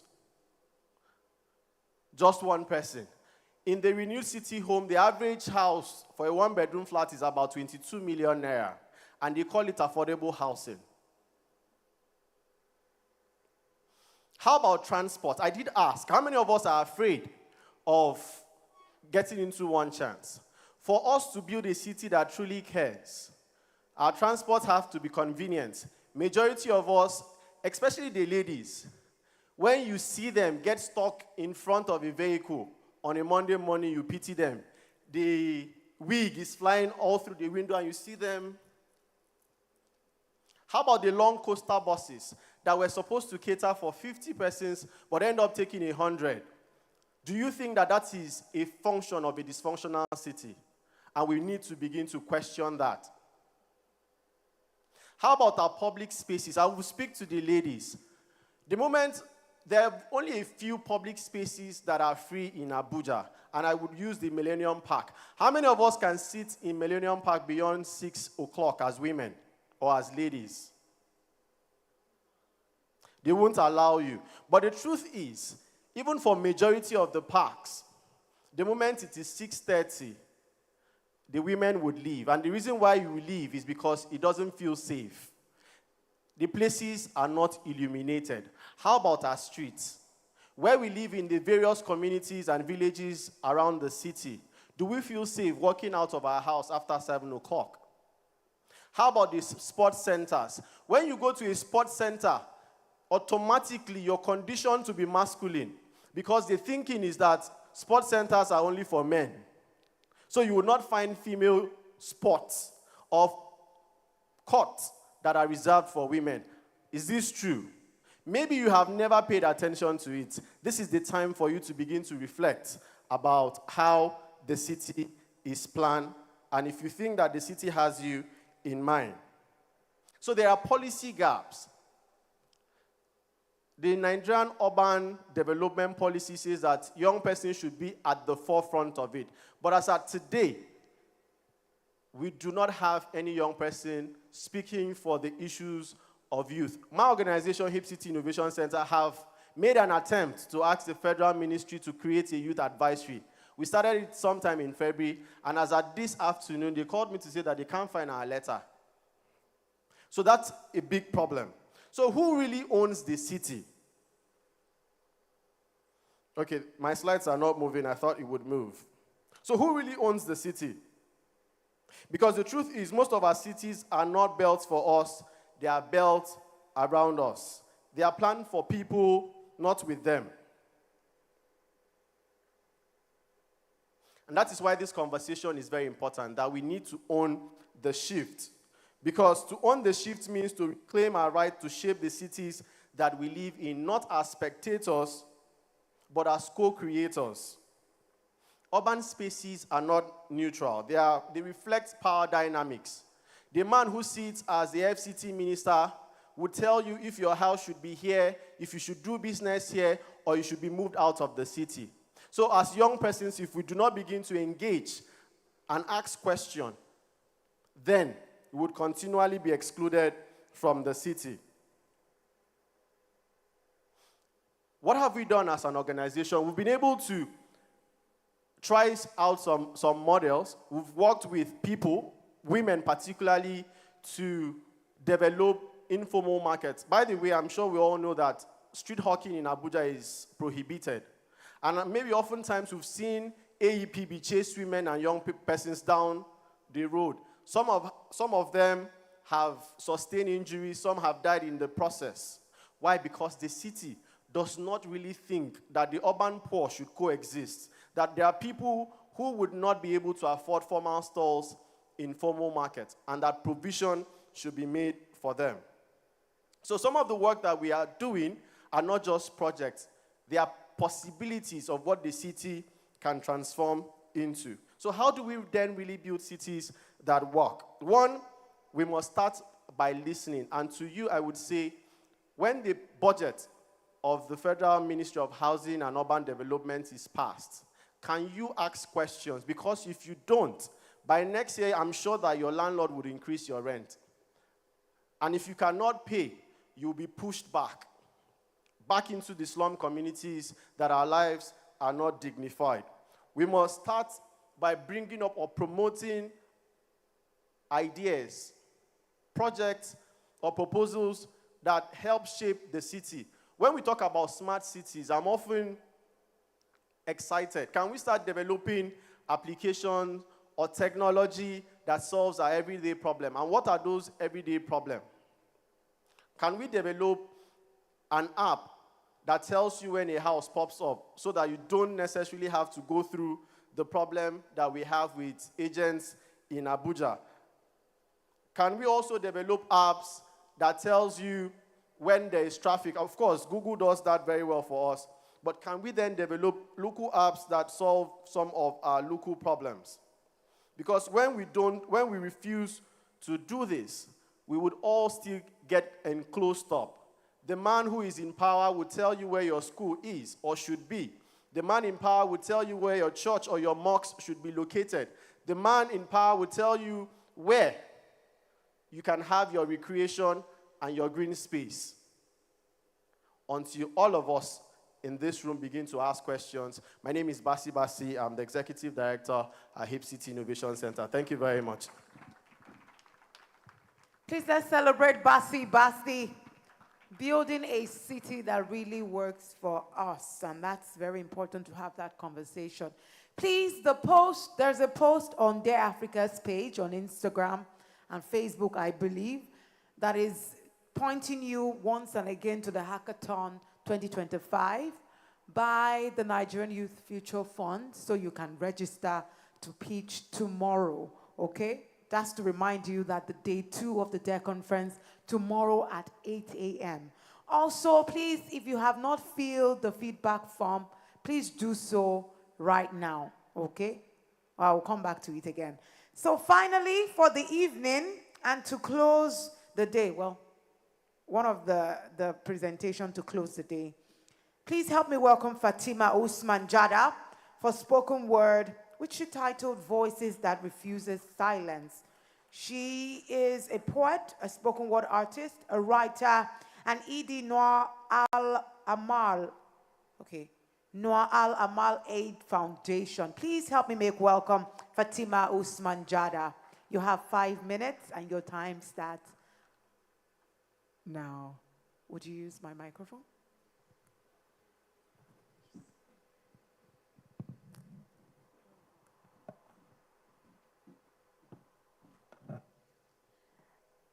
If you can feel the power of young Africa, can I hear everyone say we own the shift? It's not loud enough. We own the shift. I believe no one is too young to make an impact. I am an example. At my young age, I serve as a Girls and Women Speaks Ambassador to IAWPA and United Nations, and also an executive director of an NGO, also a poet, a spoken word artist, a writer, an activist. So the title of my piece is Voices That Refuse Silence, and I really want to share it with you all. Who taught us that silence was survival, that our tongues were weapons best sheets, our dreams trimmed to fit within margins, drawn by hands that never wrote our name? But we are the shift. We are the tremor beneath the polished floors of politics, the hashtag that outlives censorships, the poems that tears through iron curtains, the laughters of girls when told their voices were shame. Tell me, what is power if not courage to rise where history said sit down? What are platforms if not battlefields where tweets become torches and stories carried in our mother's tongues become revolutions in translation? We are the children of broken promises, yet we build breaches from the rubbles. We are denied the microphone, yet we build whispers into thunders. We are the Africa that refused exile, the generation that bends but will not bow. So hear us. We are not echoes. We are not shadows. We are the raw, unfiltered sounds of tomorrow, and tomorrow doesn't need permission. These are voices that refuse silence, and these are voices that owns the shift. Thank you very much.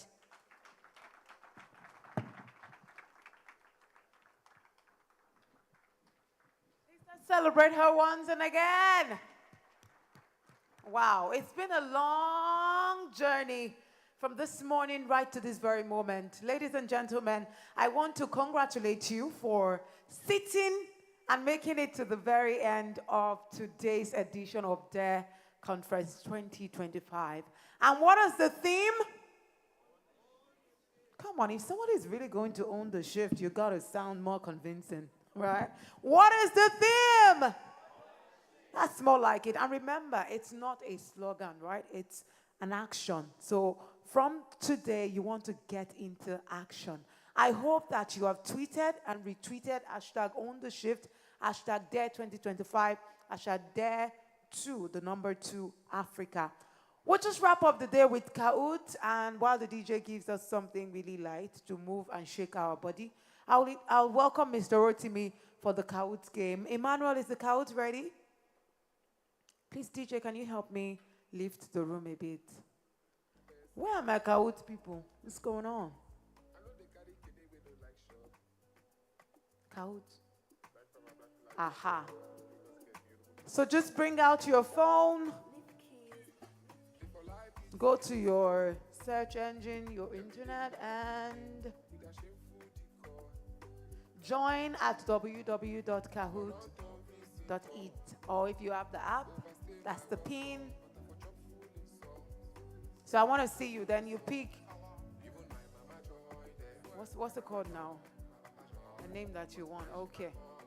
Welcome, RJ, M.A. Rufai. I want to see more people. Come on. Okay, let me give the Kahoot master. This is not my area of expertise.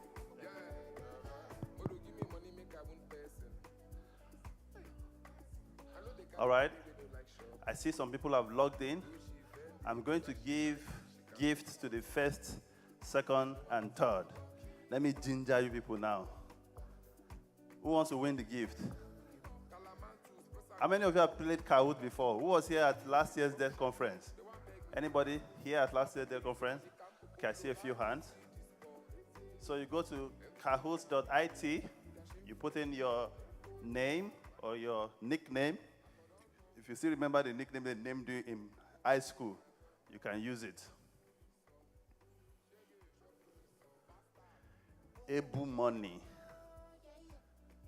Ella, Nabila, Laika, Nana, JD. Okay, so we're going to give it another. How many people do we have now? We have about 17, 25. We'll give 5 more people and then we'll start. We have 8 questions. And then when we start, you see the question on the screen. You choose the answer on your mobile phone. The faster you click on the right answer, the more points you get. Do you understand? The faster you click on the right answer, the more points you get. But also, the faster you click on the wrong answer, the more points you lose. So you have to be like, do I know this answer? And some of you, if you be like me in primary school, where we don't know the answer, but we are good at elimination by substitution. It cannot be D, I'm very sure. I don't know the answer, but I know it is not D. It's between A, B, or C. But this A is looking tricky. It cannot be A. You remain B or C. Then you do Monini, Moneji, C. You just choose one. Okay? Do we have enough people? How many people do we have now? 40. All right, now we're good to go. Please give me the first question out of 8.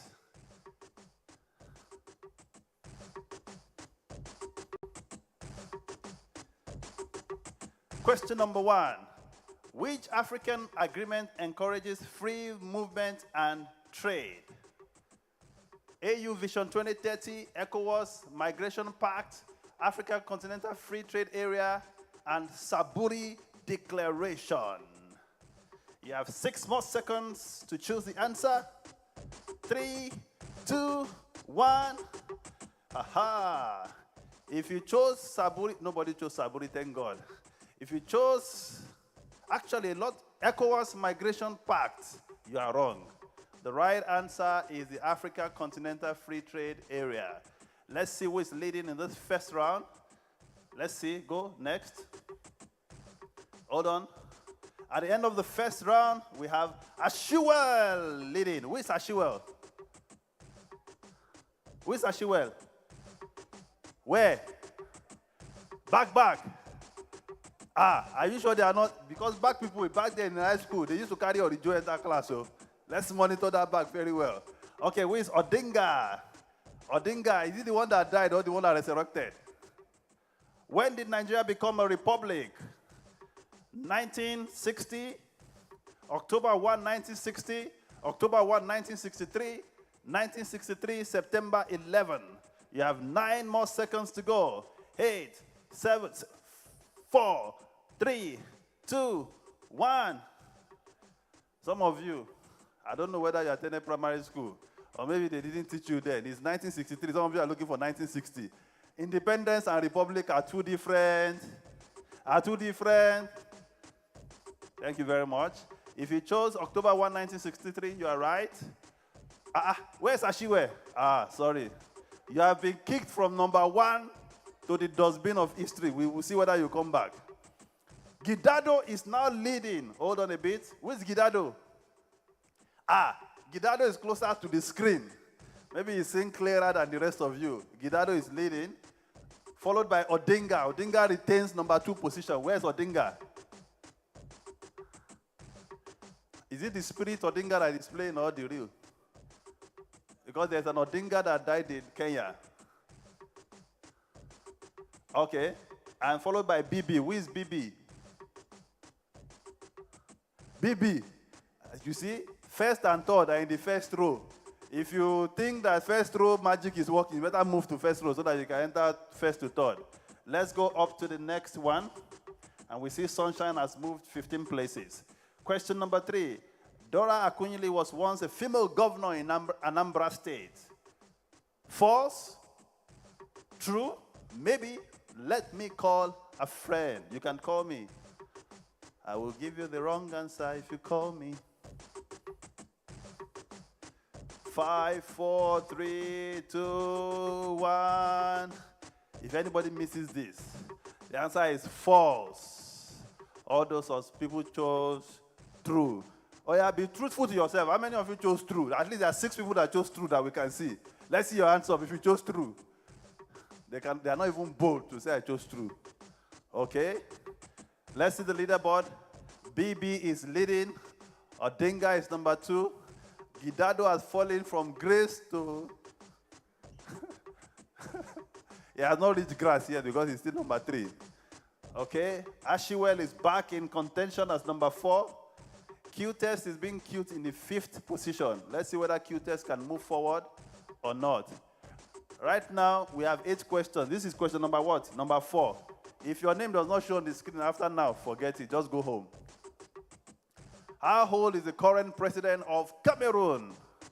90, 92, 93, or 89?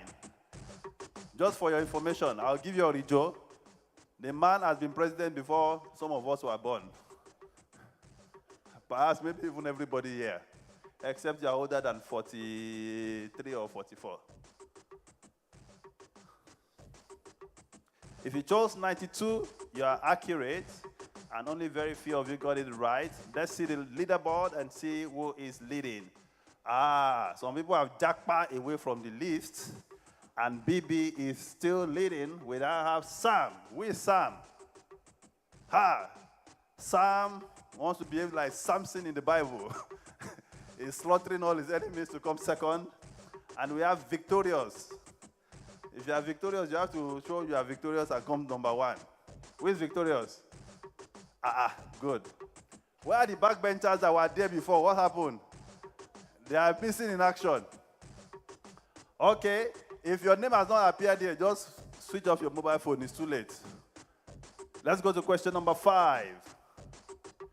Miriam Bokar Hassan recently became Burkina Faso's first female vice president, Adamawa's first lady, President Tinubu's daughter-in-law, or first United Nations Global Advocate for Peace and Security.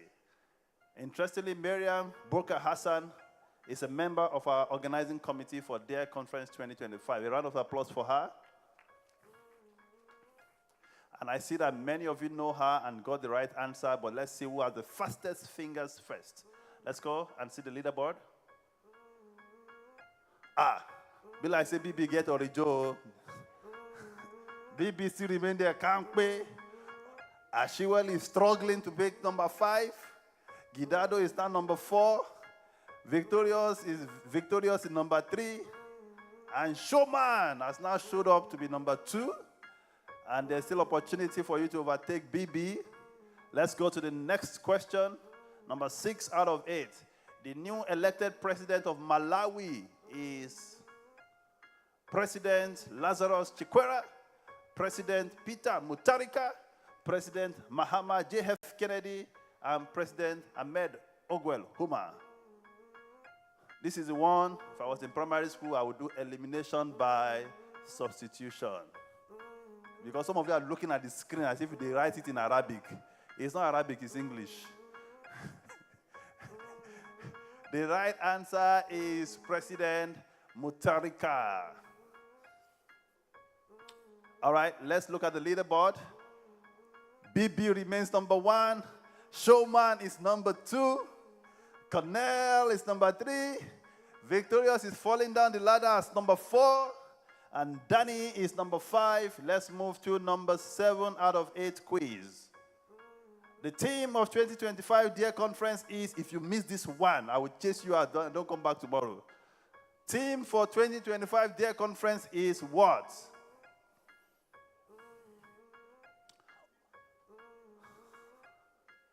Emile Locan.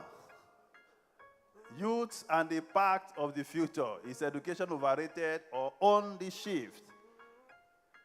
7 people chose youth and the impact of the future. If I ask them to confess now, they will not confess. You are lucky that Funke, who spoke about correctional services, have gone. I'll have asked her to take you along to correctional service tonight. BB retains the first position. This man is strong. Oh. Showman is showing the number 2. Danny is number 5. Let's see the last one. Question 8 out of 8. The first speaker at the Dare Conference 2024 is Mr. Charles Usie, Dr. Charles Usie, Mr. Rotimi Olawale, or Peter Oga. Ha! I don't know him. Just do elimination by substitution. Be like say BB don't they confuse, so I don't give una orijo. Okay, let's look at the answer. The answer is Mr. Charles Usie, who is the country director of Plan International Nigeria. Let's see who becomes the winner for this. In third position, we have Showman, who got 6 out of 8 questions. Second position, Gidado. And first position, BB. You see, when they ask you to sit in front in primary school, you refuse. That's why you are not passing. Although some of us, we used to sit at the back. We managed to pass somehow. We manage. All right, ladies and gentlemen, a round of applause to everybody for taking part in today's Dare Conference. And this is where we'll be wrapping up the show. And we resume tomorrow at 9 a.m. Thank you very much. Our newsletter for today is already out. Please ensure you grab a copy before you leave the room. Let me thank everyone, all the speakers who are on stage today, from the beginning till the end. We appreciate you. All our volunteers who are working tirelessly to ensure the program comes out a success, and every one of our technical crew managing cameras, video, sound, light, and all the equipment for us. We thank you for your effort. Please, a round of applause to everyone. And this is how, when we call it, have a good night, and see you tomorrow at 9 a.m. Thank you.